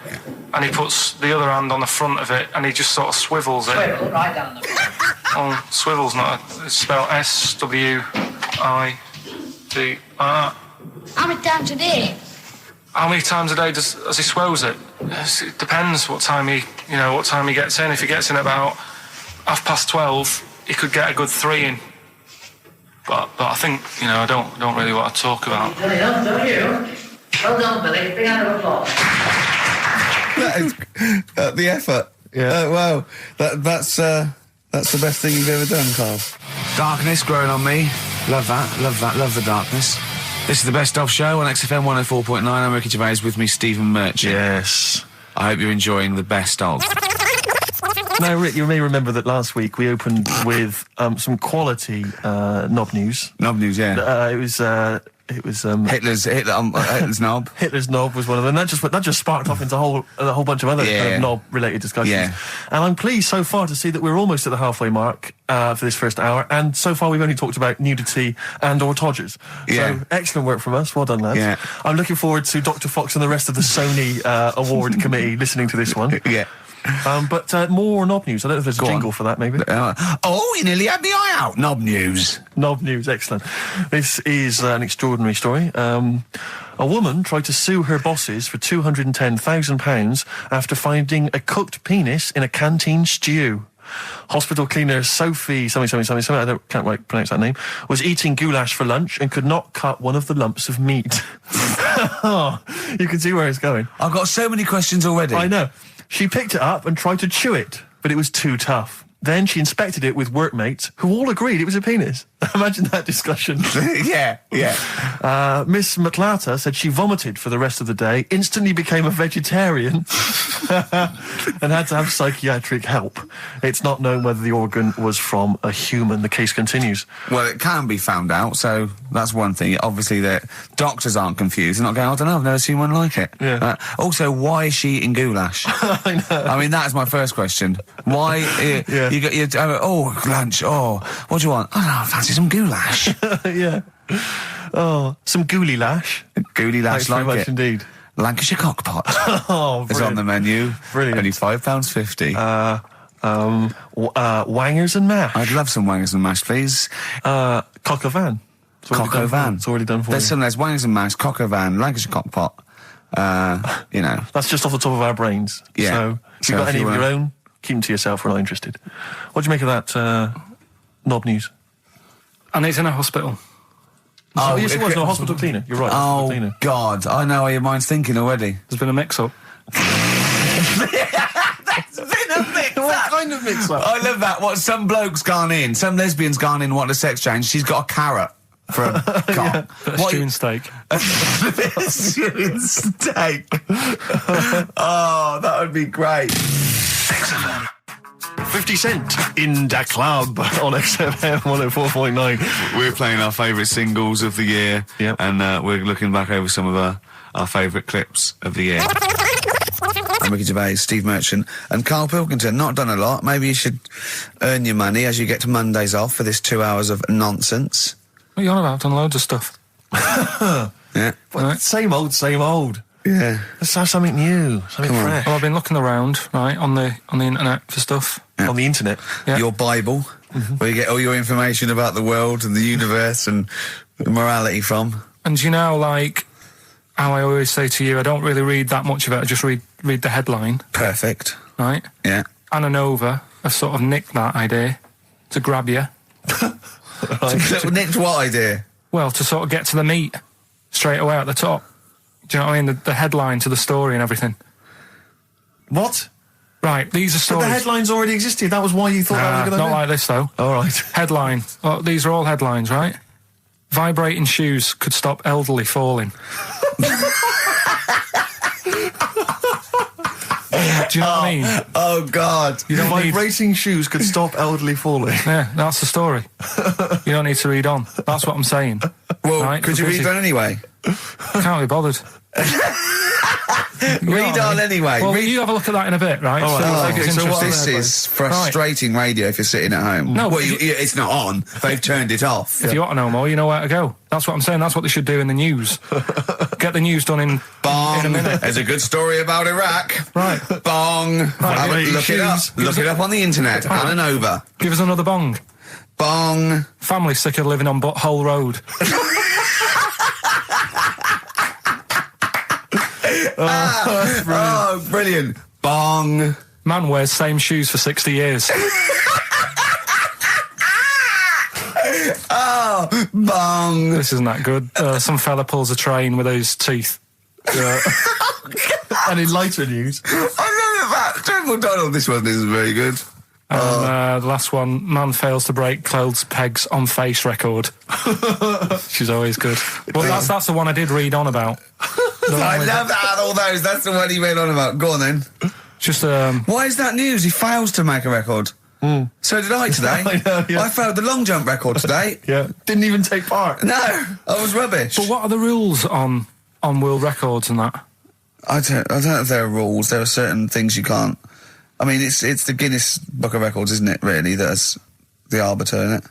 Yeah, but is there anything, if you said you wanted to do it, would they say, well, you can't do that? Yeah, they've stopped some gluttony records, obviously things that are in danger, so anything that's illegal, yeah, anything that's immoral. Yeah, like that American serial killer that just got discovered. Yeah. Having killed 47 women. I don't think he can make that into the Guinness Book of Records. No, because people would be trying to beat it, won't they? But there was some other story about a fella eating watches and that. That can't be good for you. So why don't they say, look, don't do that, do something else? He wanted to stay regular. Do you know what I mean? Though? I just wondered. What do you mean he was any... eating watches? He just said he was eating watches. He got about 3 in about a minute. How would he time it? Do you know what I mean, though? And then the other thing is the one that I was reading, the world record with the fellow who's pulling a train with his teeth. Does that make any difference that he's done it with his teeth? What do you mean? Well, what difference does it make? Well, isn't it? It's quite hard to pull a train with your teeth, I imagine.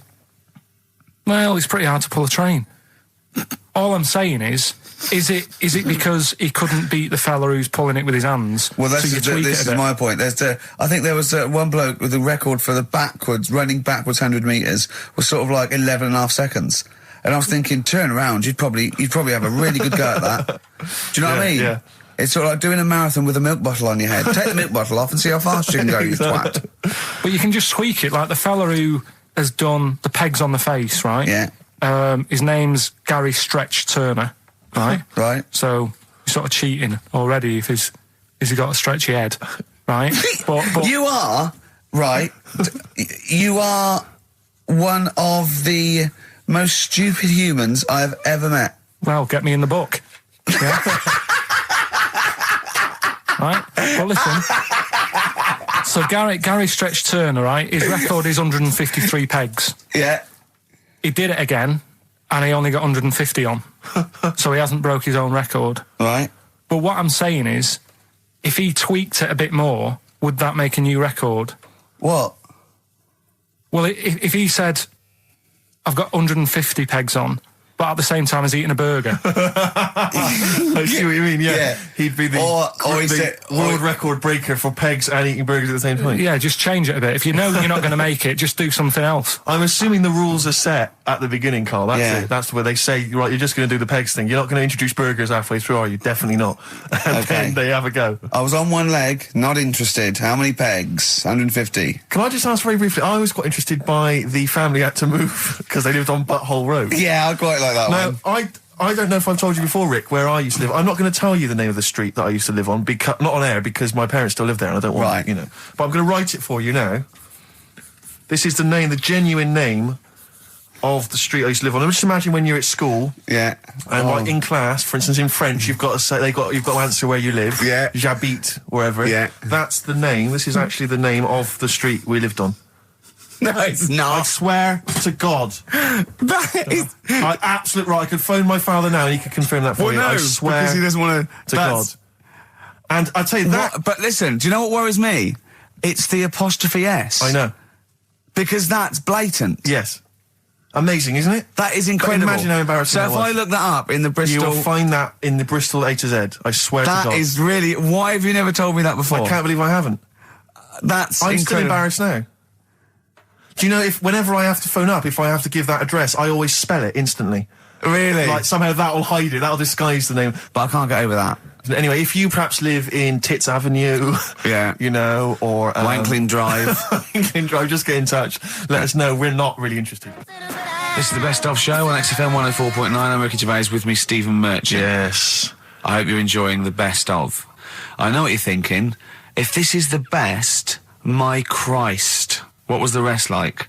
Well, we'll be back in a week's time, so you can judge it for yourself live. But anyway, in the meantime, this is one of the best clips I've ever heard. Oh, I'm laughing just thinking about what it might be. He said this, you know, oh God, it's like a child or a cat when it's confused. He went, Steve reckons in ancient Greece, right, it was better to shag a bloke than a woman.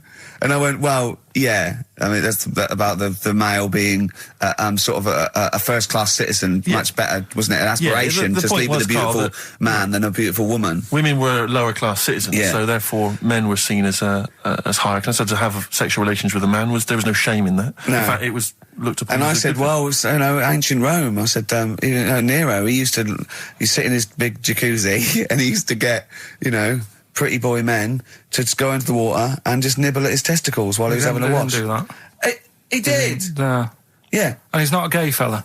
No, well, no. I mean, you know, I don't know about Nero, but I mean, it wasn't a case of a big delineation between what was heterosexual and what was gay.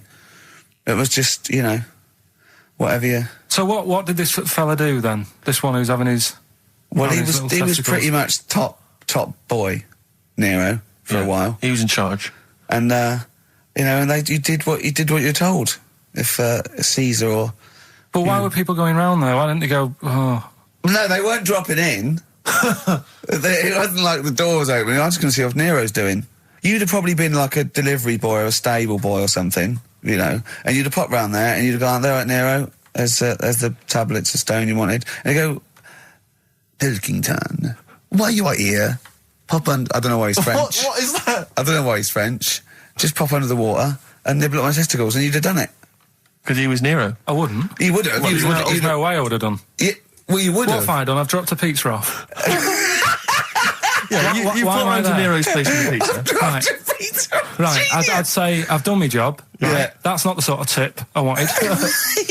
No, he'd have said, get the little baldy chap to nibble at my testicles, and you'd have been under the water. I wouldn't have done it. No, Well, you I can't put my head on the You'd wall have here. done it, right. No, I wouldn't have done it, Can I just say this, Steve? Not only would you be nibbling at his testicles, you'd have been going mad. You'd have been noshing him just for extra. You'd have been doing everything he wanted. You'd have been going, he'd have gone, I didn't ask you to do that. You'd have been going mental. They'd have been chewing, slurping, smacking, poking. You'd have chopped, you'd have gnawed his packet off. You'd think you're eating Walker's crisps. There'd be bubbles, there'd be flood. Oh, it'd be horrible. That was Bowie and Waterloo Sunset. Love that. Love the original. Love Bowie. Bowie was my gig of the year. These are my singles of the year. These are our clips of the year. I'm Ricky Gervais, with me Stephen Merchant. We're just picking some lovely little bits and pieces. Do you remember when we talked about this? That's the sort of thing I think we need now, right? We've covered a lot of stuff. What, education? Teaching, yeah. Well, okay, what do you want to know? Don't know. Have you got something? Can you educate us on anything? I've been reading bits. So could we bring back just for one night only, educating Ricky? Oh, I'm excited. Yeah. Do you think it warrants that? I don't know enough about it. You know what I mean? About what? It sounds perfect. Play the jingle. Educating Ricky. He's getting smarter. A couple of things happened in the week that I read about. Okay. Keeping up on what's going on in that. Sure. Yeah. One was about that Galileo fella. Okay. Was it about 1636? Was it? I think it might have been not earlier. bad. Go on. Did some stuff with light and that. He did lots of physical experiments, yeah. Is that it then, Karl, is it? He did some stuff with light and that. What did he do with light? What was that? Well, I think he invented the first... Telescope? Telescope. So I think it's a particular lens, though, and he did experiments where he dropped two famously, 2 different weighted balls from Pisa, and they hit the ground at the same time, showing that it doesn't matter, the weight doesn't matter, but air resistance does and stuff like that. I think he probably explained it a bit better than that. Yeah, but I'm talking to Karl. Sure. Did they need to know He's stuff? just thinking about pizza. Yeah. Did they need to know stuff like that back then? What do you mean, did they need to know stuff like that? It's just... There weren't people going around going, I've got to drop these 2 things off the Leaning Tower of Pizza. I just don't know which one's going to land first. Yeah, I need to know. Why do you need to Bring know me that? Galileo. Yeah. It's for a bet. Yeah. No, but if I was knocking about then, I'd be like, stop messing with that.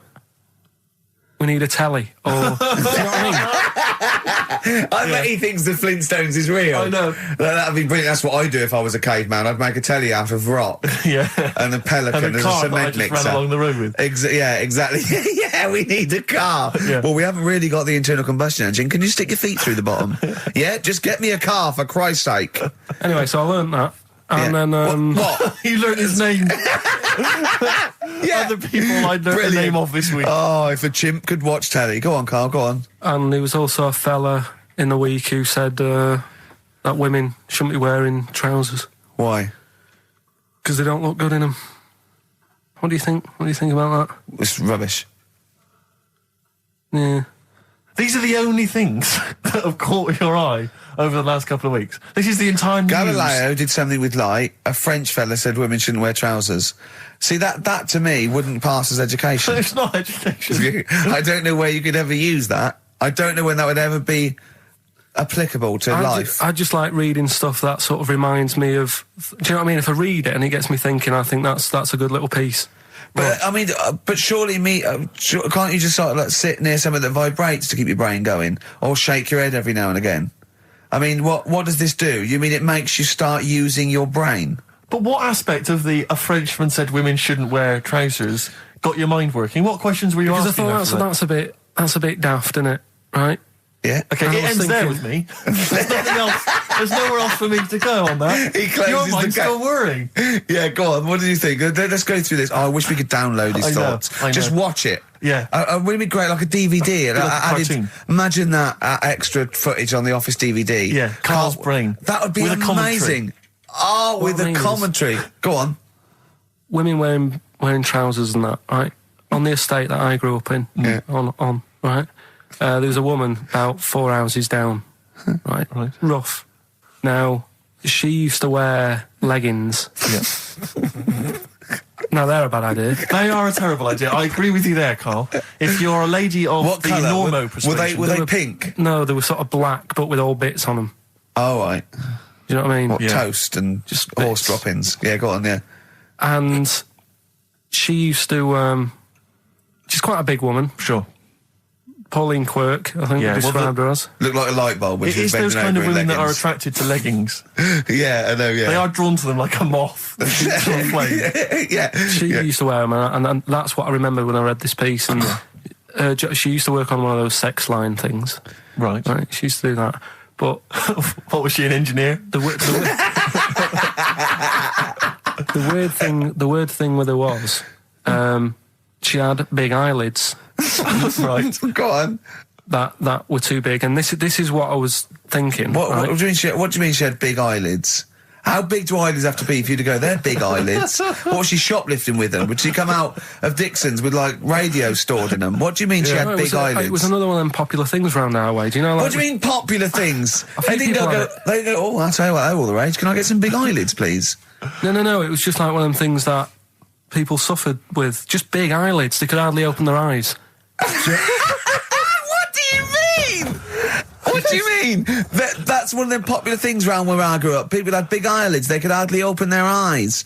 What does that mean? What sort of freak town were you born in? You had webbed feet people with big heads. You got women with big eyelids. What does big eyelids mean? Are you confusing her with the horse? Yeah. Did she have hooves? Look, what? Just anyway, so there's this big eyelidded woman with the And leggings. that's what I'm saying to you, though. That's when I read that story with people with trousers. Yeah. I went from that. Yeah. To into a that. woman who used to have big eyelids. I still don't know the point. But then, and also the other bloke who had the eyelid problem was a mate of mine. Right. His dad had it, and Same problem, massive eyelids. I don't know what that means. I don't know what that means. I used to say to my mum, I'm going round to, Dave's house. Yeah. And, or Drew say, Pig, well, as you call him. That's all right, but make sure his dad doesn't take you out in the car. Because he could hardly... he could hardly see. He had to have his head... He had to tilt his head back to keep his eyes open. Sure. Did he have a couple of matches with him at all times? What a load of gobbledygook. This began as educating Ricky. I know, So what, he was people with eyelids. But it's like you're supposed to make that leap as well. Yeah. If I mention the trousers, Ricky will probably be thinking about people with big eyelids and women wearing leggings. Play a record, Karl. This is the Best Of Show on XFM 104.9. I'm Ricky Gervais, with me Stephen Merchant. Yes. I hope you're enjoying the Best Of. Like I said to you, though, the reason I did this was to get that kitchen, right? Now... Brilliant. As we speak now, right?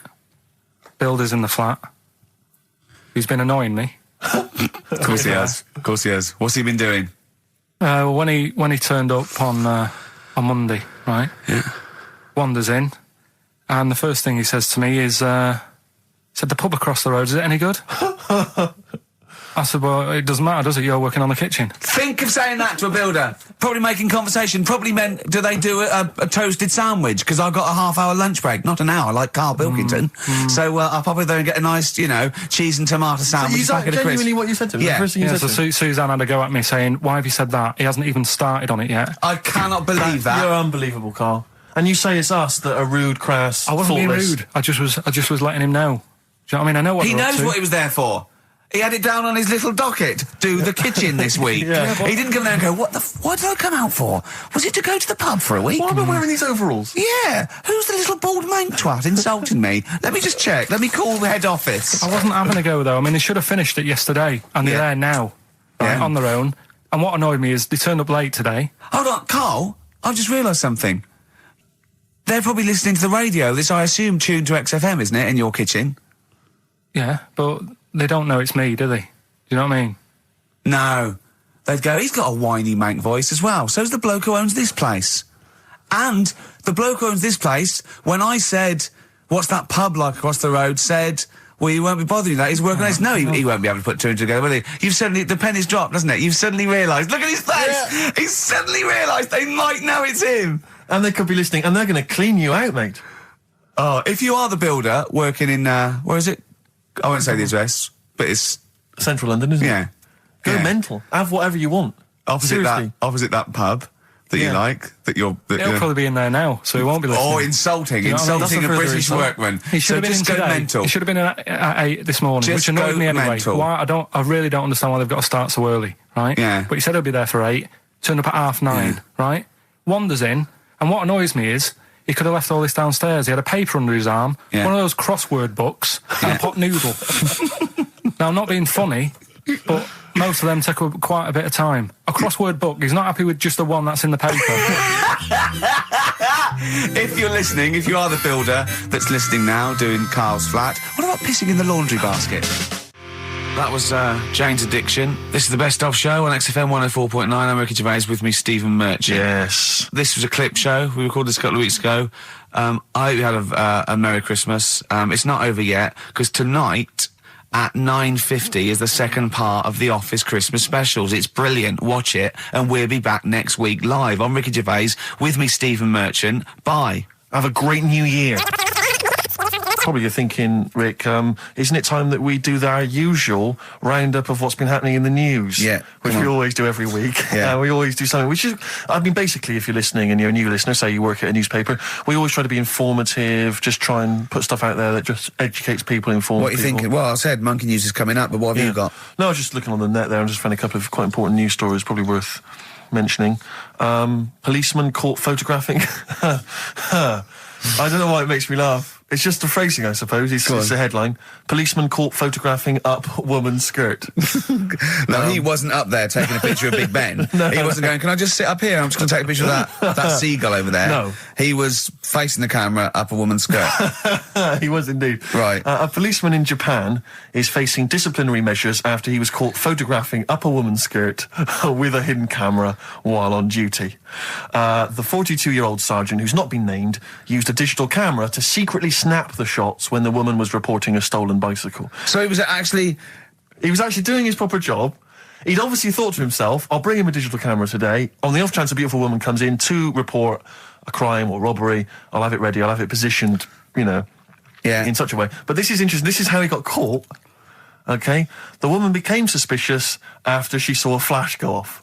brilliant. I mean, this Not a secret at all. Sorry, did I just see your shoe? Your shoe just seemed to just spring into life there. It was light. There was light. Yeah, I think I've had someone set fire to some magnesium that was on the end of it. It won't happen again. But it's only you and I in here, and your shoe was just suddenly lit. Why are you standing like that? Why is your shoe just sort of like between my feet? There's no reason. This is how I always stand. What did the bike look like? Flash? So, are you taking pictures of my family? No. And no, I'm not. And you should be wearing knickers anyway. Well, how do you know that? What? How did you know I'm not? How did I know what? I'm not wearing any. I didn't know you. I don't know what you've got up there. Well, I don't know what it looks like, and there's no way I could. Of course, it would be roughly that conversation in Japanese. I know, yeah. You know, you just mentioned there about sort of no knickers and that. Is this going to be your Auntie Nora? No. Right. It's just, like the last flat that I lived in, I always had a good view across the road, and I could see, it was the hairy... There was the hairy Chinese kid. Not the hairy Chinese kid. He was just a Chinese kid, actually. Yeah. Because that's rare, isn't it? Hairy Chinese kids are very rare, isn't it? Yeah. There's only one official sighting, isn't there? In one of those shit little magazines that you buy. And there was the old woman who didn't move. She was just sat there reading a book all the time. Who we think possibly died and no one came round for weeks, But now I've moved, right? And it was quiet for a bit. I always look at what view I'm getting, right? Looks across and it was just sort of empty, sort of flats ready for people to move in and that, right? Anyway, people are in there now, right? And they've put all the furniture in, but I haven't put any curtains up. Oh. Right.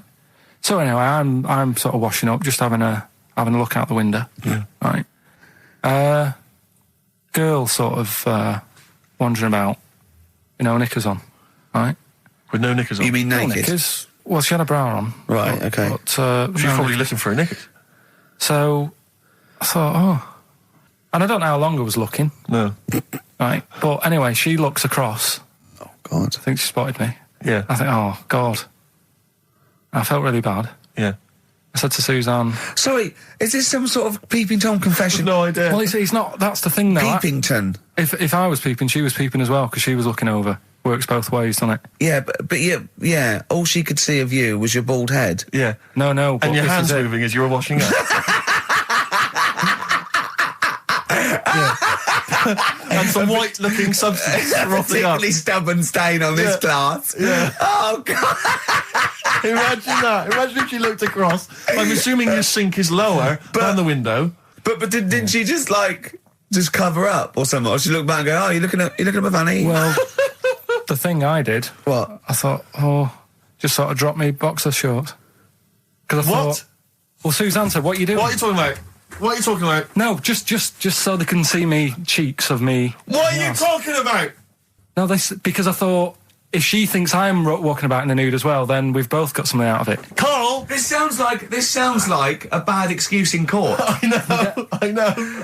So sorry, you were looking at a woman dancing around naked, right? So the only thing you could do was immediately drop your boxer shorts. So she looked across, saw you fully clothed, saw you took your boxer No, shorts. she wouldn't have done, because it's sort of just the top half and the sink's at a side angle, so I was sort of looking out. So This she is wouldn't have genius. so she wouldn't have seen your trousers then anyway. No, she did. I moved in front of the window more. So you then made them.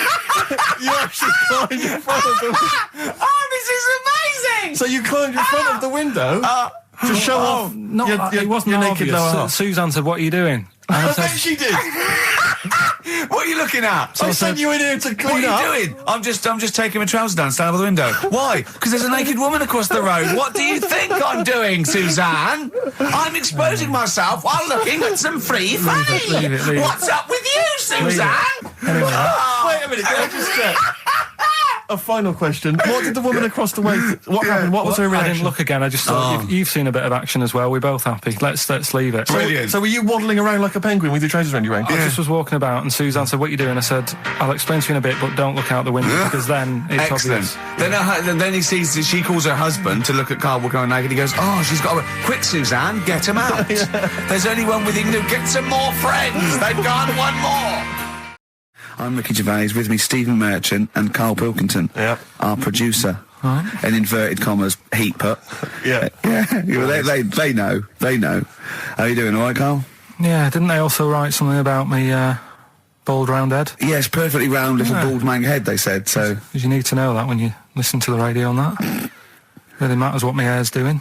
Your hair, have you given it a little short polish? Because you look like a cue ball at the moment, and you've had a shave in it. I've never seen such a round head. It actually looks like a plate with ears. Yeah, well, for those that have never seen Karl, I actually, if you remember, I think he looks a little bit like Mr. Spoon from Button Moon. He does. If you've ever seen that show, and also he looks like, you know when they say they find with a little 4-foot human and it's actually 500,000 years old and they give it a name and it's the first, Australopithecus into. He looks like one of them as well. Perfectly round little. He is the missing link. He looks half human, half monkey. Because he's got a slight slouch as well. So yeah, it's like those pictures where you see it going from an ape to a man. He's one of those in the middle. Yeah, and of course his monkey hands, his hairy little wrist to those skinny little things that he can get oranges out of holes with, and it's unbelievable. Why are you so all shaved and polished and everything? Got a wedding. What? Got to go to a wedding today, so thought I'd clean myself up a bit. Yeah. Shouldn't you be wearing a suit or something? No, I'll go home and put something on. Oh, okay. But Suzanne said, make an effort. I sort of had a shave and that, and then I came out of the bathroom. She said, "Oh, your head looks a bit sort of eggish." She's right. She always worries about when I have a shave because I just, That's your girlfriend, Karl. I know. Saying that.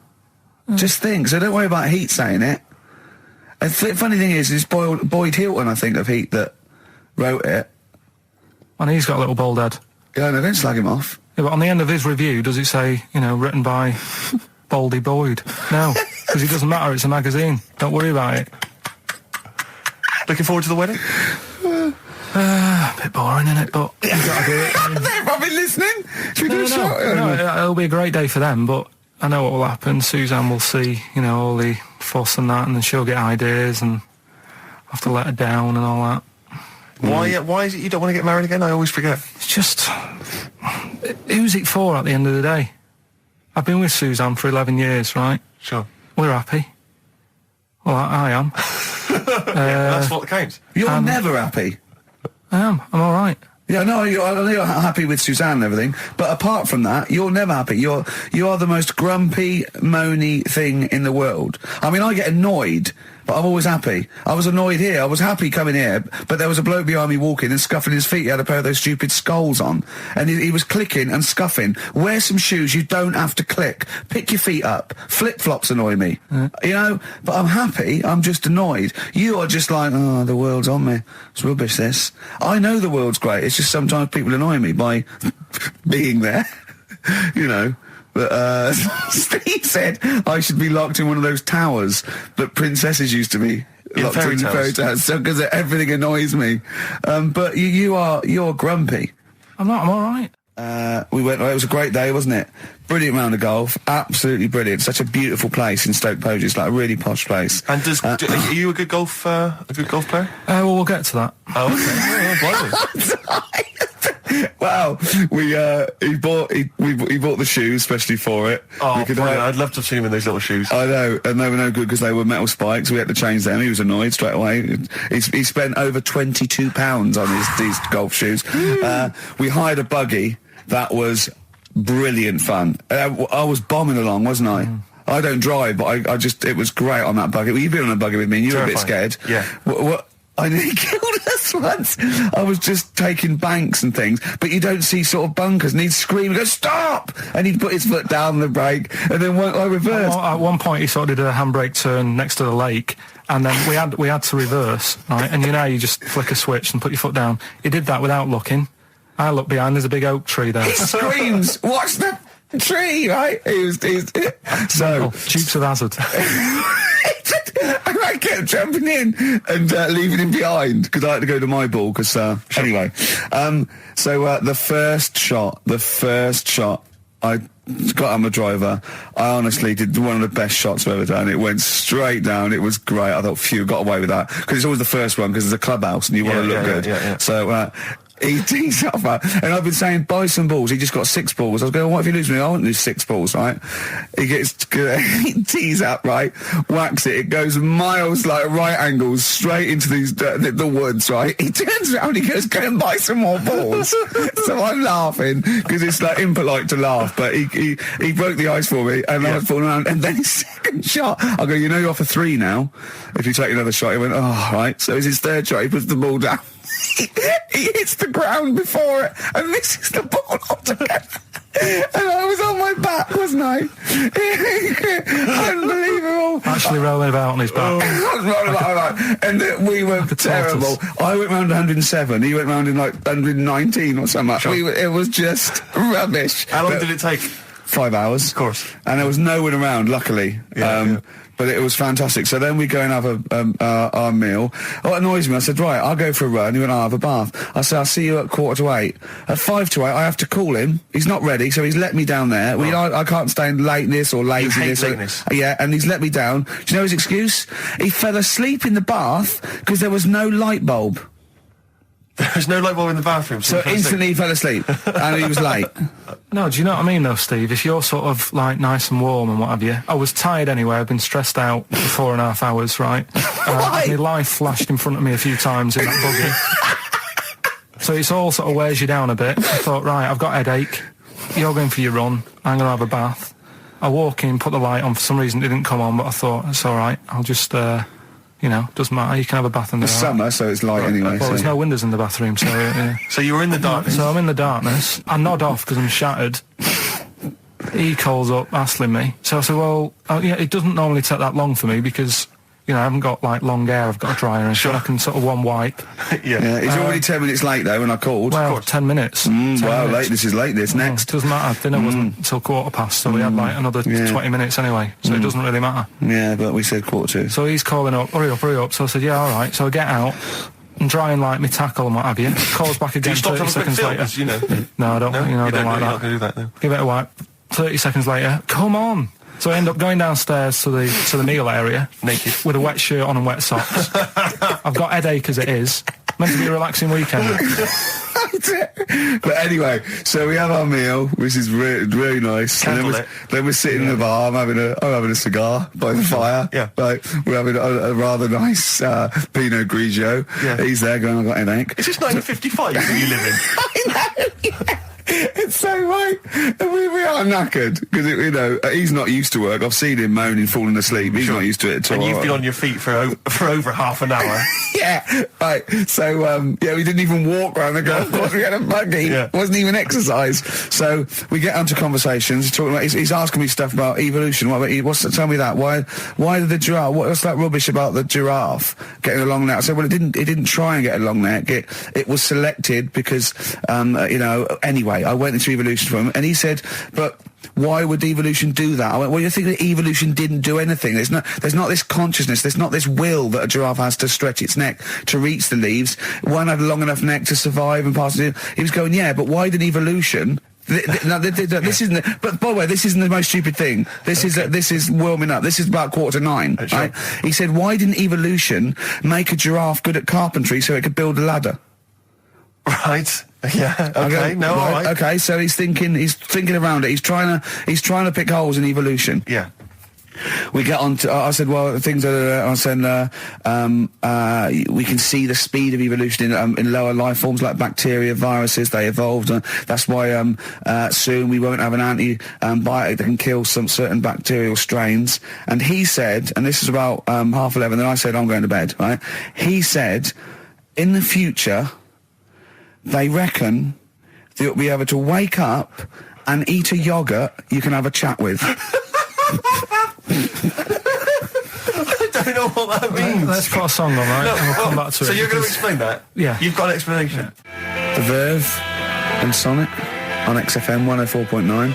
I'm Ricky Gervais, with me Steve Merchant and Karl Pilkington. So let's just get this right. What did Karl say? He's just specifically giving those words again. He said, they reckon, and I said, I'm going to bed. He went, no, really? I said, no, I'm going to bed, Karl. There's no point now, because, it's just like you're talking gobbledygook. You know what I mean? I might as well talk to a pot plant. Yeah. He said, in the future, they reckon, I don't know who they are. Sure. I don't know, people who post things on the internet that he reads, I think. The Telegraph. Anyway, complete the sentence. They reckon that in the future you'll be able to wake up. I love it. There's always a little scenario, an embellishment, like this little. Oh, hello, darling. It's your yogurt. Hello. You'll be able to wake up and eat a yogurt you can have a chat with. All right. Well, thanks for that, Rick. I'm looking at you. I'm going to throw that over to Karl now. Right. It's when I was away on holiday, right? I got. I don't normally buy the Telegraph because it's too big and that, innit? So, but they were giving it away for free on the plane, so I thought, ding dong, might as well have it. And I saw a couple of things in it. I thought that would be interesting. I saw this thing about the future, and it was talking about evolution and what have you, right, which I always find weird because I always think that maybe we've sort of done it wrong anyway. Do you know what I mean? I sometimes think You can't evolve. By definition, evolution can't get things wrong. Things change, that it's not successful, it can't pass on its genetic material or but if you're around, it's working. If you're around, it's working. Slugs are as evolved as they need to be. Slugs are as evolved as you and me. That's true enough. Yeah, no disrespect, but it works. It works. Sorry, they're around. What's your point, Karl? no, I mean, I think we probably would have been better off staying as a fish. Just because there's more water than land, isn't there? Right. And you wouldn't drown. This is why I went to bed. No, I can imagine. I'm thinking of dozing off now. No, but do you know what I mean? From what was it? It was bacteria, it was fish, mermaid, man, onwards and what have you. So anyway. Oh God! No, there are a few knowledge gaps in your theory of evolution. All right, You generally got it right though. So I mean, basically, it went bacteria, fish, mermaid, man. What's next is the big question. So it was telling you all about this and what have you, and saying how like we shouldn't have interfered because maybe if we wouldn't have invented planes and what have you, maybe we'd be able to fly and what have you if we really needed to and stuff like that. Okay. So we've interfered with evolution, you see. Right. Well, then it was saying, well, what's the future got? Well, yes, in one way we have interfered with evolution. Yeah, the evolution of the human being in society is changing. It's no longer based on the strongest or the fittest because medical science can keep us alive long enough. People can pass on their genetic material where without this civilization they wouldn't have been able to. So yeah, there are different parameters, there are different pressures, there are different things that say whether we're going to pass on our genetic material or not. Okay, so in that sense you're right. And that, Rick, as far as I'm aware, has led to a yogurt that you can eat and have a conversation with. So this is what it was saying. It was just saying, we're living in mad times and that. There's a lot of weird stuff going on. One of which is... And the fellow was just saying, with computers and stuff like that, the way it is, we'll be able to wake up... Go on. Have a chat with your yogurt and have something to eat. What do you mean, have a chat with your yogurt? Because of the amount of... I mean, you have them yogurts already, those friendly yogurts. Those bacteria-friendly ones, so this is just a really friendly one. Yeah, they don't... Oh, God! I'm my best! Do you know what, sometimes, Karl, I think that we're having a chat with a yogurt. Do you know there can't be any difference. Yeah, but then I'm always reminded that would be more entertaining. That would be more informative. So we just had a text here that says, and I don't know what truth there is in this, as ever, but John says there is apparently a nude bike ride today in Hyde Park. Now, I can't believe that's the case, because I don't think it's allowed, is it? You can't ride around with your veg, can you? I don't know. Why would you want to? Well, good point. On a bike. On a bike, I like the fact that that's what disgusts him. Do you know what? If we did appeal for a nudist to call in, I'd want a very specific sort. I want a German nudist, a middle-aged man called Helmut. Okay. If there is any, or the closest one to it. So I want a middle-aged man from Germany. If your name is Helmut, you're in. But I'll accept Hans. Karl would be good, wouldn't it? All right. Yeah. I think I'm wondering if the age might. Maybe we could we broaden out Okay, just a German nudist bloke. Right. Can he at least be fat? Can I find a fat German fella? If your name's Helmut, we're going to give you a big prize. Yeah. But, any fat German fella who likes to get his sausage out. Sure. Okay? It's sauerkraut. Yeah. What's the phone number? 0871 222 1049. It'd be good just to get an email or a text over the contact, wouldn't it? And then I can just call them up in the week. Sure. And 83936 is the text number. I don't know what our audience demographic pans out like, Rick, but I'm suspecting that's probably a fairly small fraction of our listenership I know, but you know, fat there must be German someone out there. If you nudists. know a fat German who likes to get his tackle out, phones are going. Phones away, going. straight away. Just answer it, Carl. Just answer it. Just potluck. It could be anything. Well, let's just see what it is. To be fair, it could be a nutter. It could be a nutter. But just say hello. Just tell your turn. It's not If straight away. important, he'll stay there, won't he? He'll stay there. We'll answer it. Let's Answer leave it. Leave it. Answer it. Oh, you see this? It's gone. It's gone. There you go. He bottled it, so just as well. Well, you took too long to answer it. There's a vicar in Australia who started sort of doing his services and all that in nude. Hot in it out there. Yeah, Where'd but you get the churches aren't. Churches are pretty cold. It was on some website. Of course it was. Yep. Just saying about a vicar and that who's there's a lot of nudists and that who want to get married. Do it, you know. Don't mess about with the wedding dress and that. Just snip up. Cheaper, isn't it? Well, I also suppose it's so. I suppose if you believe in God, you believe that that's the way to be in it. Because Adam and Eve and that. Yeah, but then in Adam and Eve, the shame made us dress up, didn't it? Yeah. Eating the apple and things. Yeah, but God didn't want that, did he? No, he wanted to see it all. He was loving it. He was having a whale of time getting a life full of all of that, and then the snake said, cover yourself up. Stitched him right up. So if you believe in God, which clearly I don't, do you believe in God, Karl? Don't know. I don't really worry about it. It was ages ago, wasn't it? So you know, if he's about whatever, not that bothered. Adam and Eve's pretty interesting, though, isn't it? It's not. Well, how is it interesting? He made man out of dust. Then just because he could, he's having a laugh. Then he made her out of one of his ribs. Again, he'd like to vary it a little bit. Then they had 2 sons, which gave rise to the entire human race. What was going on there then? What would have happened if they didn't get on? That's interesting. Sometimes with pandas, they don't fancy the other one, do they? They go, well, that's my choice. One. You've brought me one panda from Lisbon Zoo, and I've got to shag that. What if I don't fancy it? What if they bring in a right slapper? Do you think what if it's the equivalent of like Love Island, whatever I it's imagine called? it was like Celebrity Love Island. Yeah, and they're going, I am not shagging that slapper.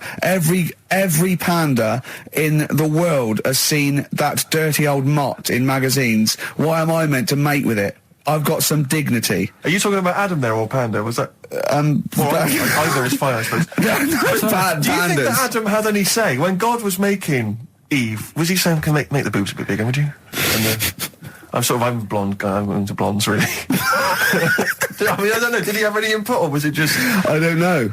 Well, I suppose it was one of his ribs, after I know, all. well, it's probably restricted. You go, well, I'm working with a rib, Adam. Give me a break. There's only so many things I can do. Well, he was probably in kind of intensive care, wasn't he, with the whole... They go, well, I can't just keep making the boobs and things bigger because their legs will get short. I don't mind short legs. Yeah, make the legs longer. I don't mind no legs. I don't mind no legs. As long as the boobs are sizeable. I tell you what's weird though, Steve, right? Everyone's heard of like Adam and Eve, yeah? What's the surname? Yeah, where'd they get their post from? Unbelievable. An email from Suzanne talking about your tea that night. Was Suzanne out on Wednesday night? Was the an England game or something? Yeah. So you were alone. You were home alone, were you, Wednesday night? Yeah. Did you enjoy your meal? Was it a quiche? Go on. Right. From Suzanne to Karl. Take the quiche and put it on the baking tray. Cook for 30 minutes on 190. Take lettuce and put on plate. Take 3 tomatoes, wash and chop into quarters. Place on lettuce. Take an avocado, chop in half. Remove the stone. Peel skin and slice. Place on salad. Put salt and pepper on and a dribble of olive and balsamic vinegar dressing. Right? In brackets, small bottle behind the cafetiere. Right, in case he's reaching for bleach. Yeah. That's it. Should have put everything else away. Right?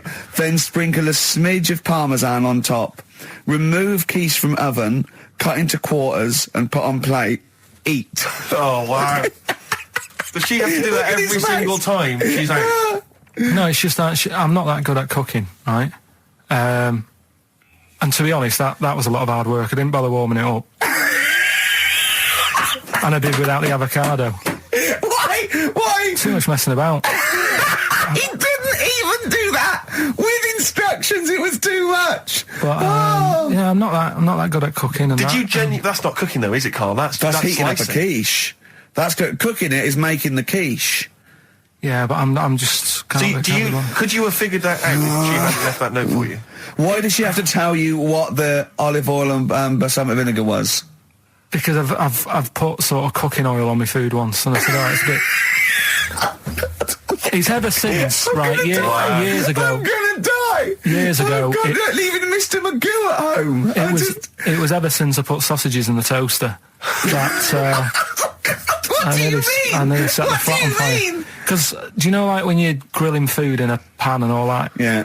Sort of sausages spit and it goes everywhere, doesn't it? And it makes everywhere greasy. In the toaster. So I thought, well, just want to warm them up. Yeah. Bung them in the toaster. Yeah. What happened? And she sort of caught. Well, they got stuck and they sort of caught on fire. I imagine. She came in just as I was sort of plunging it, and Marty came in from work. Said, "What are you doing? I said, I'm in sausages."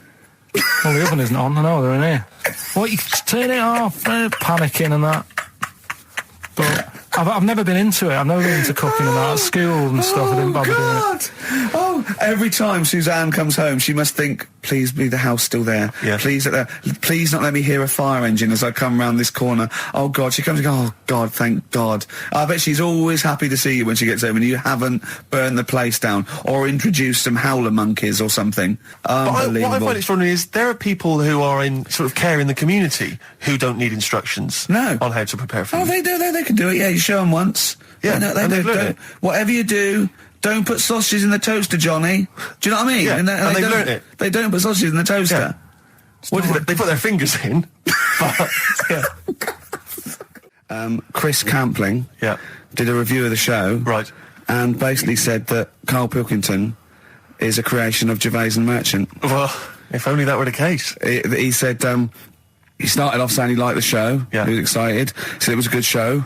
A lot of the jokes. I'm already questioning his critical faculties. Yeah, exactly. And basically said that we didn't contribute much, or seemingly didn't seem to contribute much, and we couldn't sort of like ad lib or anything. We just laughed at, particularly me, laughed at Karl Pilkington, who was coming up with some, quite funny stuff. Yeah. Right? But then he does a twist on it. He goes, but the thing is, we're the puppet masters. He's a created person. We've created the persona Karl Pilkington for our own amusement. Right. He bases this on simply that we talked about... What was it we talked about? The Chinese not aging well, and he heard him talk about that on my DVD. But clearly I say, Karl, remember when you were talking about that? It's a news or member in the week, and so he thinks it's all scripted now. Imagine if this show was scripted. I'd be ashamed. Yeah. If this show was scripted, I would send back the BAFTAs for the actual shows we've written, and I would say... I'm having a go at Chris Campling. He's nice about our other work. He likes The Office, and he likes my stand-up and everything, and he likes the show, but he's saying... Because we're not spontaneous, we scripted this and invented Karl. So he's like, we've invented another Gareth. If we had created Karl,